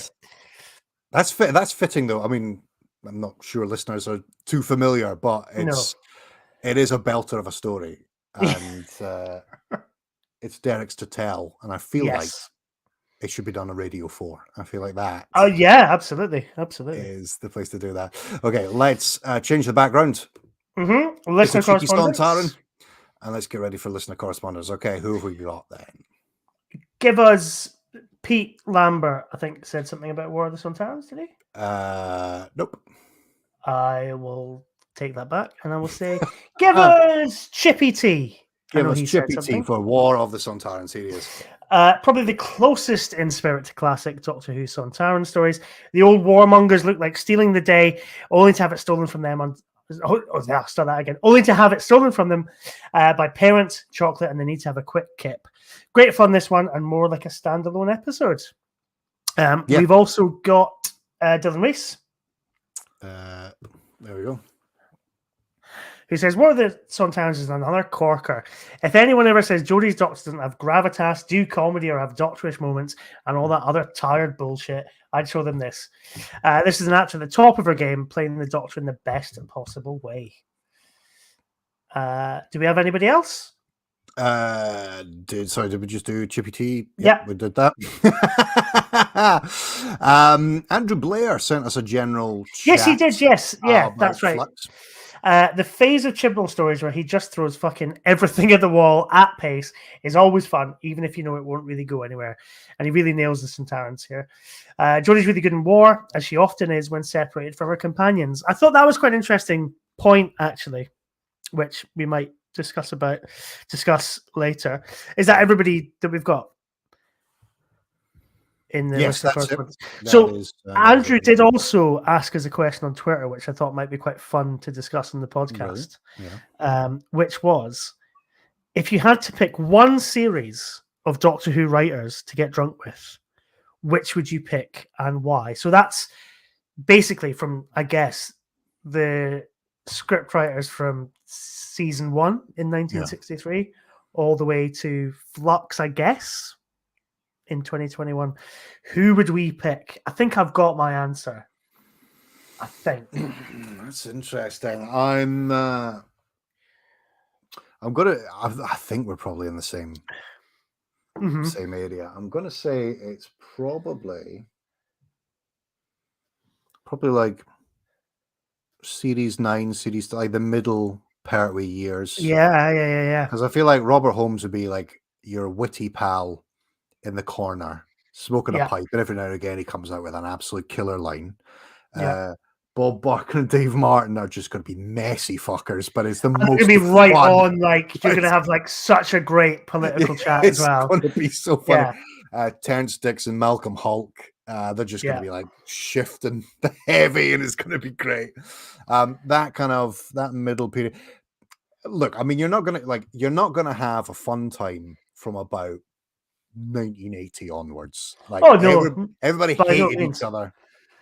And even when you get to the sort of late 70s, I mean, like, I'm sure everybody would think, oh, but surely it would be great to have a drink with Douglas Adams and Tom Baker and Graham Williams. I'm not sure if it would be. I think it would be great to have a drink with Tom Baker and Douglas Adams. Yeah. But, maybe not Graham Williams, because he would be Teddy nut. Teddy Nation would turn up and tell the same fucking stories. It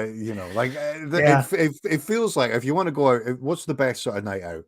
It's with pals that you know fairly well. Yeah. You look forward to the personalities gelling. I think the best times that ever happens in Doctor Who are those middle kind of 3 Pertwee series. Absolutely, everyone seems like they legitimately A, like the show, B, like each other, and C, like the process. And it's 70s BBC, so when the ones that weren't pedophiles were just really great drinkers. So that I want to be in that camp, the nice drinking guy camp. I tell you, how lucky are we that we've not had a major Doctor Who sex scandal? That's good. That shows you. Yeah. I mean, this might come back to haunt me, this statement, but that shows you just, what a lovely show Doctor Who is. Yeah. Although flash forward to like a week's time where you're like, oh God, I can't believe I said that.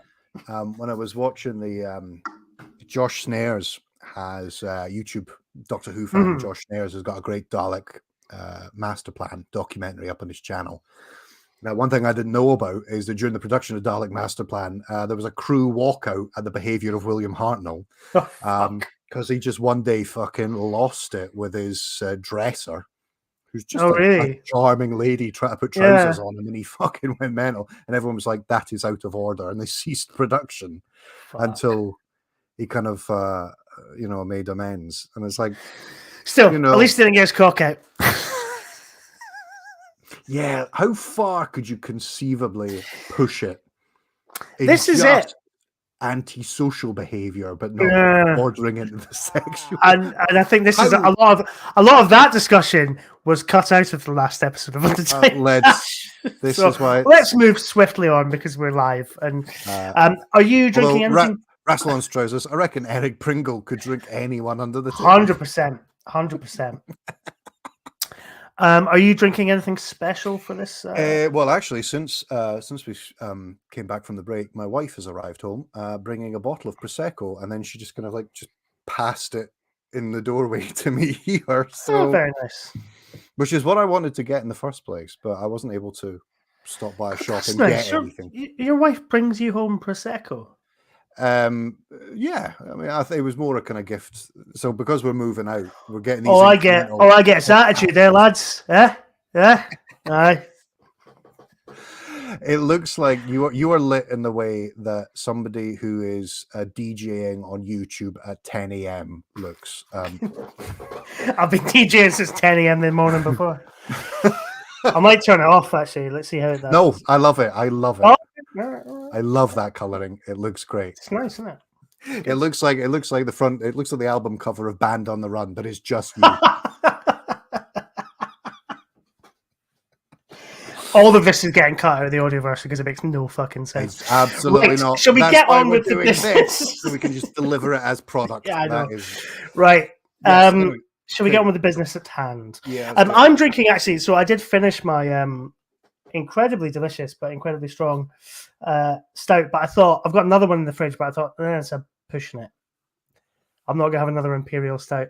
Yeah. So what I do have is a kind of Silk Road. Which is a lychee and mango IPA. And I was like, can I make that work? Can I make that? You goddamn right I can make that work because, Ben, I don't know if you knew this, but the Anatolian Silk Roads, they were connected with the Crimea. So there you go. Okay. And we're in the Crimea here. All right. Okay. Yes, you can have that. I basically just had it in the fridge and was like, just Googled Silk Road Crimea. And I was like, oh, great. Cool. That works. We do that. It's good. What are the Sontarans? I loved it. Yeah, it's so good. It's so good. It's the best. I would actually go so far as to say it's the best Sontaran story since the Time Warrior. Sontaran Experiment. It's good, but I don't know, man. I really love this because I love, and again, it comes down to this thing we were saying in the first half about sort of profiteering and things like that. Like I love the idea of, the universe is coming to an end and the Sontarans see that they can get away with anything. So they decide to turn Earth into some sort of massive temporal theme park where they can just get involved in all of the wars. Yeah. That's great. That's a really, really good concept for a sort of Sontaran story. And I think also, I think it balances the comedy a lot better than the sort of the Tennant era and sort of Smith era Sontaran. Well, I suppose Smith doesn't really have any Sontaran stories, but has Sontaran characters. Yeah, I think it kind of balances the threat and the comedy quite well. Yeah, in this. Well, I never bought in the RTD or Moffat eras that the Sontarans were any kind of threat.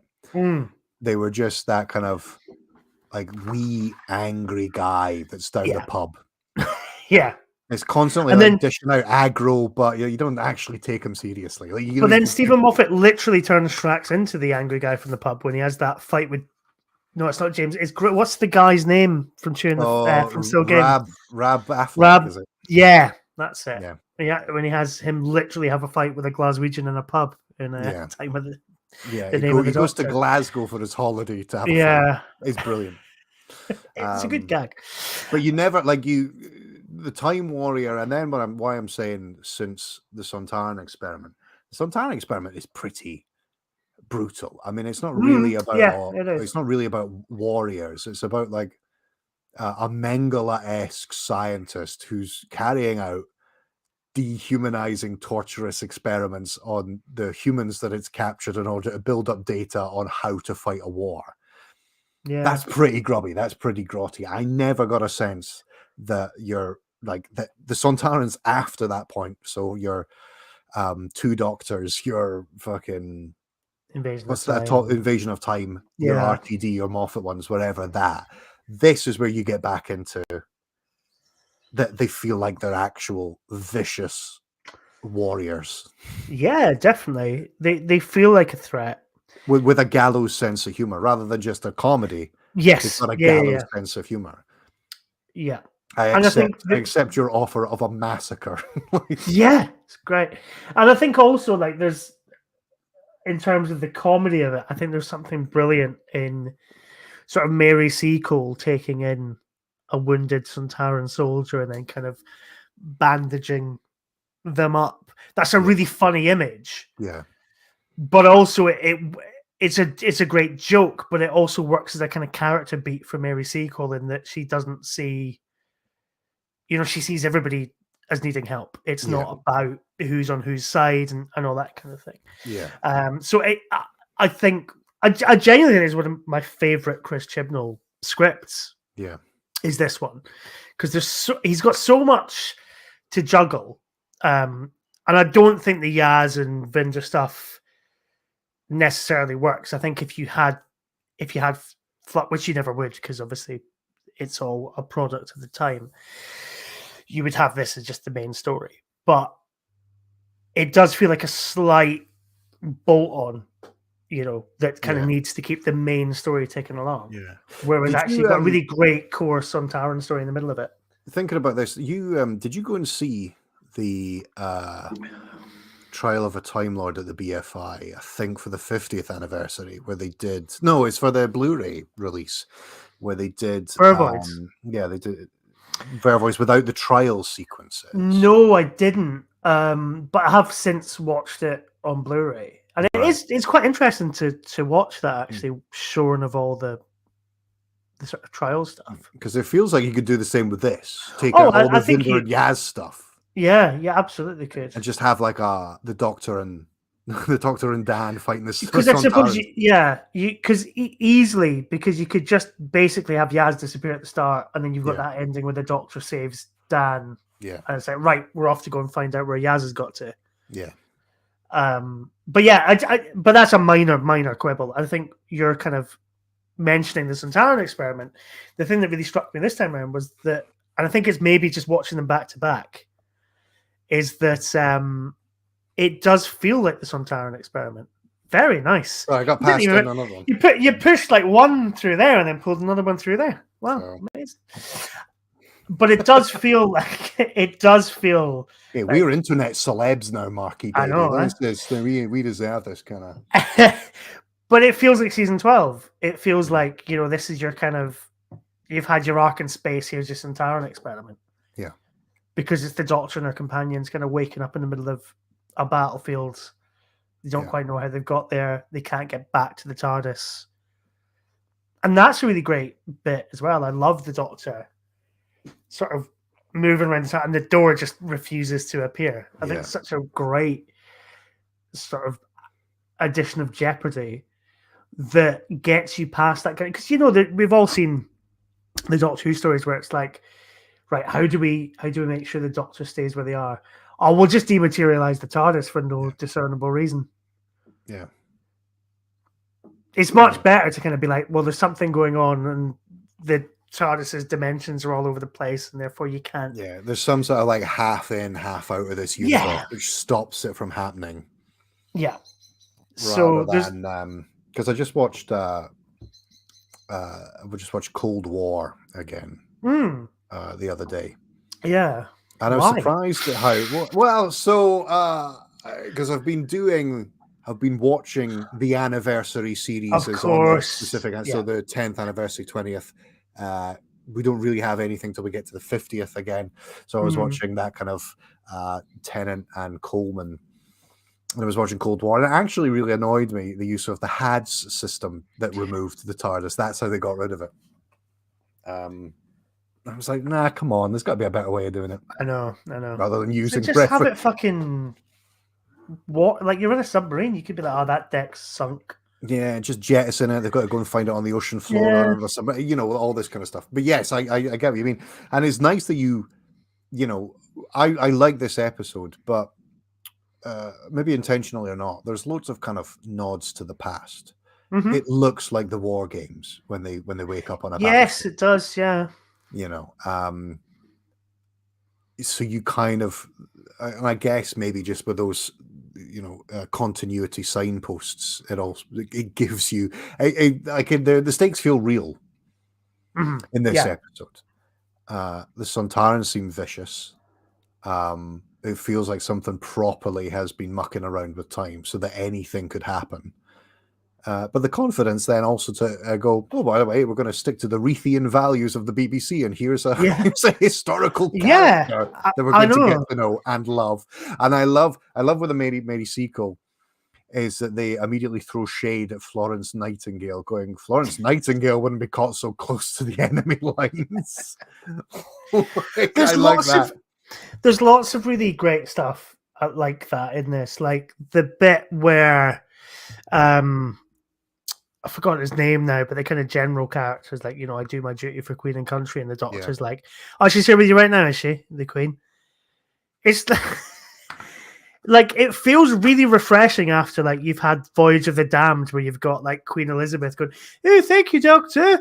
It almost feels subversive, and it's great. It's really good to kind of have this Mary Seacole character, who's somebody who is a less celebrated historical character, and the Doctor fucking shit talking Queen Victoria. Great, love it. Yeah, I do like that. I do. What do I? Okay, so what was I saying earlier on about the kind of satire? Is that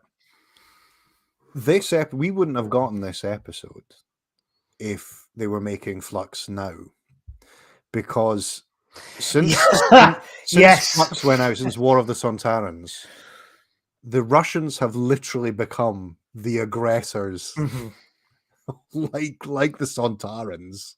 Yeah.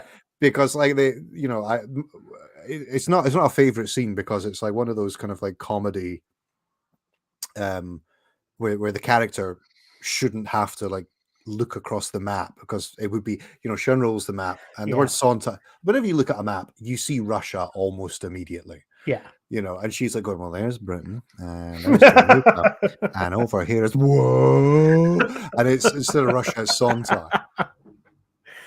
And the implication is that there was no Russia. It's that Sontar has always occupied that kind of that space, But we now have the Russians being aggressive to a neighboring country, an aggression that started in the Crimea. Like prior to this current attack and invasion of the Ukraine, there were previous Ukrainian attacks that seized Crimea, which was part of the Ukraine upon the fall of the Soviet Union.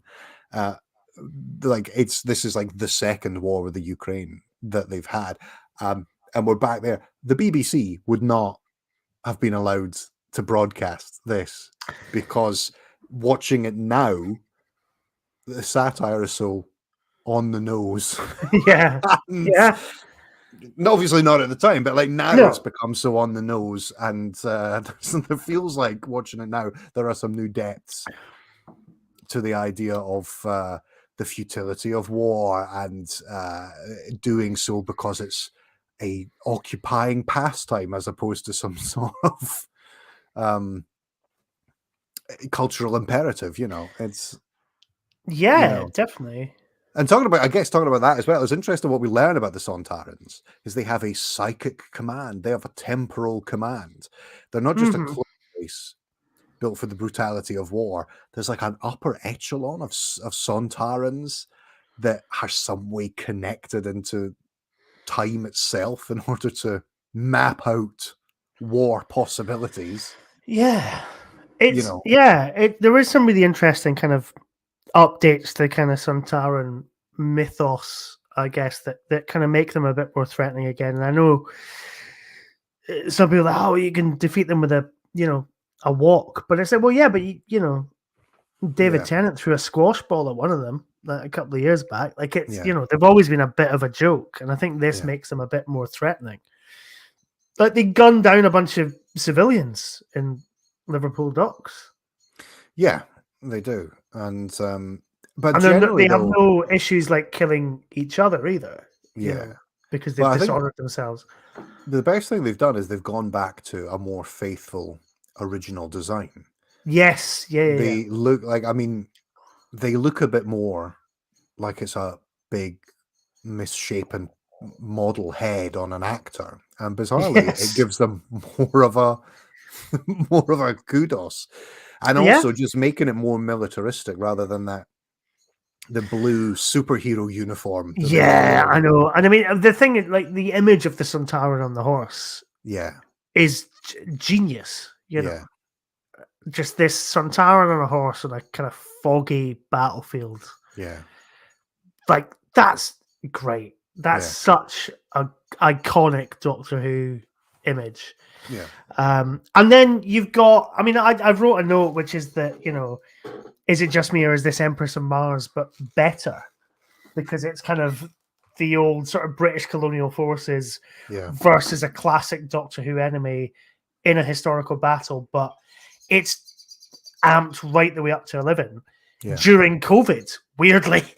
yeah, And I mean, I know it's all done with CGI, and there's not really a massive, not really massive armies on either side, but there is a real scale to it, and there's a yeah. real magnitude to the death and the destruction that I think works really well to establish the Sontarans as a threat in a way that I don't think certainly the modern series has done since they brought them back.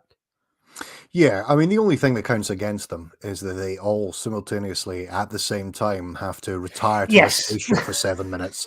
I would have thought, like a war, Yeah, like you would have segmented times of there would always be like some out of sync element of the army that would be the defenders, whilst the rest were Yes. getting their nutrients into them. Yeah. So, like, the ending is not necessarily the best. Essentially, it's just, here's a thing that we're only just going to reveal to you because we need it to happen now. And how often have we seen? Oh, the Doctor's told them to bugger off, but wait a minute, some upset human element has decided to destroy them. Yeah. On retreat. I mean, it's the Christmas invasion again. Which becomes ironic when, obviously, is it in the last episode of Flux where she just commits like wanton genocide against the Daleks, the Cybermen, and the Sontarans. Yeah. But I think like War of the Sontarans feels like it's a more it's like a microcosm of macrocosm, which I don't know which one it is. It feels like a small exemplar of flux in general. In that, okay, the ending is not necessarily the most clean or surprising, but it's the people we meet along the way, and it's the story that's told along the way, which is perfectly satisfying and enjoyable, and I love it. So you can forgive the ending. Yeah, I think you absolutely can, and I think one of the things that I do feel gets forgotten about Chris Chibnall's Doctor Who is that he understands Doctor Who baddies. Like, I think no other, I mean, I know this is a bold claim, but like no other showrunner, because I think he recognizes what it is that makes those monsters iconic, but then he also understands how to make those monsters work within a kind of contemporary television setting. Yeah. I think his master is the best master we've had. I think his Sontarans are the best Sontarans we've had. There's something about Jonathan Watson as a Oh Sontaran. man, Jonathan Watson as a Sontaran is so good. Yeah. And it's nice that Dan Starkey is still there, because he is very much the Sontaran. Yeah. But there's just a different level of that kind of Scottish, war-torn, gravelly voiced with a kind of wry sense of humor, which just gives it that fear level we didn't have with, say, Christopher Ryan. No, which is kind of weird in a way, because they're both, I mean, both Christopher Ryan and Jonathan Watson are comedy actors, you would say, maybe, but yeah, Jonathan Watson gives it some proper gravitas. Yeah. Like, I love that scene of him and the Doctor kind of facing off across the battlefield. It's great. And I wanted to ride a horse. I love that as a line. Yes. Like, I also like pathetic temporal hags as a line as well. What a great! Yeah. That's like almost Robert Holmes level insult. Yeah. That's just great. Yeah, there's a lot of good lines. It's Chibnall gets a lot of flack for like his dialogue. Yeah. I don't like once you're accustomed to it. Like actually in these last 2 episodes, I think everything's been pretty dead on and there's some funny stuff. Oh mate, like There's actual jokes. Yeah, there is actual jokes. Like I love the Doctor standing on the battlefield with the Sontaran coming towards her for their parley, and she just goes, "All right, let's be having you." Yeah. That's great. I love Dan's dad. I love his mum and dad. His mum and dad are great, but it's when his mum says, "Oh, like you got to hit them in the probic thingy," and his dad goes, "All right, no need to get all medical." That's great. Or I love the fact that somebody found out it was just a drunken Birkenhead. Yeah, just a tattooed boy from Birkenhead, as Morrissey once said. Yeah. Or the mum for some reason proud that the invasion began in Liverpool before it began everywhere else. Or the fact he does this to annoy me. Like there's still like it's a married couple in a car with their son who's just rescued, avoiding like roaming bands of Sontarans, and they're still having like a wee niggle at each other. I also love Dan returning to his obviously known home, and his neighbors are all like fucking chapping on the window, going, "What are you fucking doing out in the street? Go fucking." And then like it takes him to turn round to, is it Elland Road? Well, no, what's Liverpool Stadium called? I don't know. Anfield. Anfield. He looks around to that and there's a big massive fucking Sontaran shit.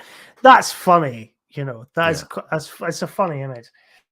And yeah, just the Sontarans kind of taking over Liverpool docks and as this kind of industrial site of like building their sort of war fleet. Yeah. It's so much fun, Flux. Yeah. The first 2 hours of Flux. Shot. That's a great shot when Calvinista and Dan crash one Sontaran ship into the That's great. The bit where the 2 weird little lifeless when they CGI fall out of the way is rubbish, but the rest of it's great.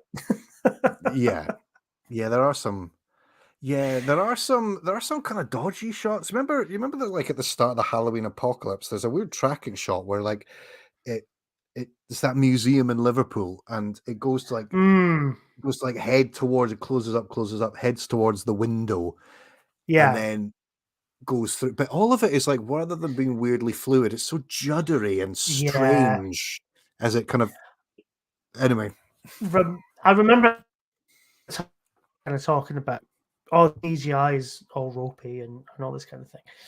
But what I always remember is our friend Paul Hughes. I remember him saying to me, in 2005, right the way back when Doctor Who first came back, we were talking about the new episodes, and he was kind of saying like he loved the fact that in 2005, Doctor Who is obviously it's substantially improved upon the late 80s, but it still feels slightly shonky against like other sort of TV programs of the time. And I think that's the same here. It's like all these. I remember people moaning about the CGI and in sort of the Halloween apocalypse and War of the Sontarans, and I remember just kind of going, "Sorry, have you ever watched Doctor Who before?" That is kind of the charm. It is kind of the part fact of it. that every now and again it's a bit ropey. It's the 60th anniversary. If they you don't have understand, they don't have Mickey Mouse money, mate. They don't have Mickey Mouse. Well, they kind of do have Mickey Mouse money now. Oh, they do now. Yeah. Well, they do now. Well, we'll see. Okay, I mean, so as a standalone episode, then as a standalone show, like there's a lot of successes. I mean, we're talking. Okay, I'm trying to zero in rather than just head towards favorite performances and favorite scenes. Yeah, sure. I feel like there's more to say about the Sontaran. Maybe there isn't. Maybe there isn't. Maybe we just like it and it's good, and that's enough. It's enough to say that. I think the only other thing I kind of wanted to talk, and it's just a brief observation more than a sort of, well, I suppose it is a massive discussion topic, but more a kind of thesis, but it does have that thing of like an All Quiet on the Western Front, or something of that ilk, where the central conflict, the Doctor can't, and it's nothing to do with the Doctor being a woman, it's nothing to do with anything, it's literally because the Doctor finds himself in the middle of a conflict which is led by two people who only know war. So it's the Sontarans, and it's this sort of wizened old military figure from the British Empire. And that is all they know, and that's the only solution that they have to their disposal. But the thing is, like, he's not that wizened and old. He is like a fairly young guy. I'd be surprised if that guy was like into his 50s.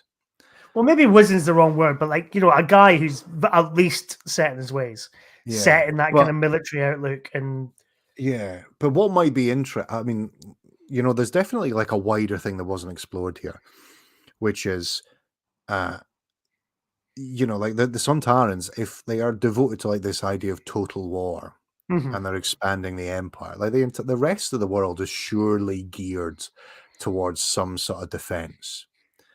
And if we'd met that guy, and rather than just being like a general kind of stiff upper lip British commander, if he'd just been this kind of young guy but already world weary because he was someone who was the next in line to lead the British Army against what was an almost certain forlorn hope.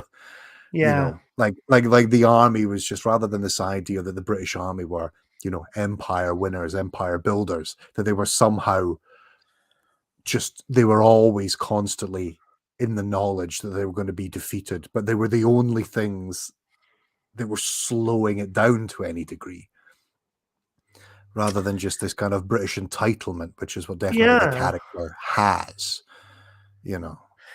Yeah, that's true. And I guess, that's a point, because I suppose the issue is that because it's the Sontarans he's fighting against, it's harder to sell that idea of this guy who is just hell-bent on sort of victory, regardless of all else, because he's fighting a sci-fi baddie, so ultimately you kind of don't you really feel like he all should that much know what he's up against, even if he doesn't understand it or know how to beat it. But then again, I think there is some line that says, like, like they can kind of half remember what history should be. Yeah, there's the whole stuff about Russia. I remember Russia. Why do I remember Russia? Yeah. So so I guess I've just talked out Mars for 5 minutes. That doesn't matter. No, I think you got a point a bit, but yeah. But I know what you mean. Like, it's it's like I get he's very he's very one-dimensional. That character, which is a shame, because like the actor is obviously trying to do more with it. Yes, definitely. But ultimately, I suppose the thing is, like, Doctor's littered with characters like that, kind of sort of officious, sort of military figures that basically just reject all of the Doctor's advice, and do what the hell they're going to do anyway. It's just interesting that in this he doesn't die. Do you know what I mean? Like, usually in Doctor Who, those kind of characters will do something that ultimately leads to their end. But in this, he kind of, because it sets it up as if, like, he's just sitting on a massive mound of dinosaurs, just take them all down with him. But he kind of just wanders and blows up all the Sontarans, and then he's just like, right? Yeah. So like you think he's fallen, but then he kind of wakes up on the battlefield with that kind of the way Captain Jack would wake up. And you go, fuck, has he got the same thing? But then it's also quite ambiguous. It's like, was he actually shot, or did he feign? Just like dive, because he had either out of cowardice or because he had a revenge plan in mind and felt like he needed to do that in order to facilitate that plan from happening. I mean, like, it's obvious. I mean, you do feel like the moment he asked, like he wanders into the British hotel and goes, "I need your help," and it feels like maybe it's a dodgy bit of acting, but you think maybe it's the character acting because he wants to get the doctor to help him because he's went, "All right, I know what I'm dealing with here." Yeah, I think he does, but then obviously, I think it's that thing of like recognizing to somebody who can help you, but then not necessarily agreeing with their analysis of the situation. Yeah. He knows how he can play these people in order to get what he Yes, wants, yeah. which is ultimately victory and revenge for those people. Yeah. Okay, well, favorite scenes, favorite performances then. I quite like the bit where the Doctor is doing the Star Trek metaphor. You know, when she's talking about the Sontarans having to refuel. And then it's like, oh, it's like, you know, when your car runs out of petrol. Oh, it's the wrong time. It's like when your horse runs out. It's just a daft bit, which I quite like. But also, Dan's parents in the fucking Volvo chatting about it. Great. What, like, you know, smacking a Sontaran with a frying pan. It's fantastic. Yeah. Again, it's a scene that we've seen. Like, Yeah, it feels like Bernard Cribbins and... with the paintball gun and But it's... Yeah, I don't know what it is. I don't know if it's the fact that it's in Liverpool and it adds a sort of slightly different energy to it. Yeah. But it's just... Yeah, it's great fun. Yeah, it is. It is absolutely great fun. I love Jonathan Watson. Oh God, he's so good. Who I didn't know this until I watched the episode with sub. He's playing two different Sontarans. Yes, he is, isn't he? And then he comes back later on as a different but one, because they're a clone race. Yeah. You know, which is not until like they actually have the name of the character on the subtitles on the Blu-ray. You don't get that. But yes, it's he's playing a couple of different ones. But Jonathan Watson is great in this. I would also say a big shout out to who is it? But the priest triangle at the Temple of Atropos. There's a real Peter Jones in Hitchhiker's Guide to the Galaxy vibe to that guy. Or Peter Tuddenham in Blake 7. Yes, yeah. Played by Nigel Richard Lambert. Right, okay. Is there. I also just want to shout out Sarah Powell as Mary Seacole. I think she's great. Yes, absolutely. Yeah. Like, absolutely. I love the bit where Mary Seacole and the Doctor and the Sontaran ship talking to Dan in the future. Yeah. I said, "Oh, is that Mary Seacole?" And she said, "Oh, hello, dear. I don't understand any of this. It's great. Yeah. It's just really good. I love it. It's great. Yeah." Tempura Command is a shit joke, but very funny. It is a shit joke, but then also you could totally imagine Greg Wallace delivering that line on MasterChef. Yeah. So. I liked it. I really like. I think it was the first. I think it was the first time I was like, after the promise of the Halloween apocalypse, and then watching this one, I was like, oh yeah, it's going to be good. This like they're not going to stick the two best ones up the front. Yeah. This looks good. And then we go quite experimental in the next episode. That's if I seem to remember. We do.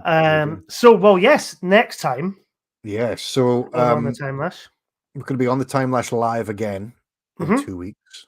Thursday, 2 weeks from today, Thursday. I think. Yeah, 2 weeks from today. 8 p.m. 8 p.m. That will be the 8th of May. Okay. And it's... No, it won't be because we're in May right now. That'll be the 8th of June. The 8th of June. And it's Once Upon Time. Mm-hmm. And Village of the Angels? What's the Village of the Angels, yeah. Yes. So again, you know, Once Upon Time is a bit more kind of moving the arc along. Village of the Angels is more of a standalone. So again, but then also Once Upon a Time, I think, also had it kind of works as a kind of standalone episode in the way those kind of like old Star Trek Next Generation episodes where they like land on a planet and live through other people's experiences, sort of thing. Like the inner light, or it's that kind of thing. So that will be good. So we'll be back on the 8th of June, same time, same place for that. Send us your thoughts. Come and join us live. I will be drinking, I can reveal now, a red wine barrel-aged stout of some description. And I might wear my Mara sweatshirt. I might get my Grand Serpent out because I'm pretty sure he makes his first appearance in the next episode. Well, you heard And it of course, here first. getting your Grand Serpent out is what got John Barrowman in trouble in the first place.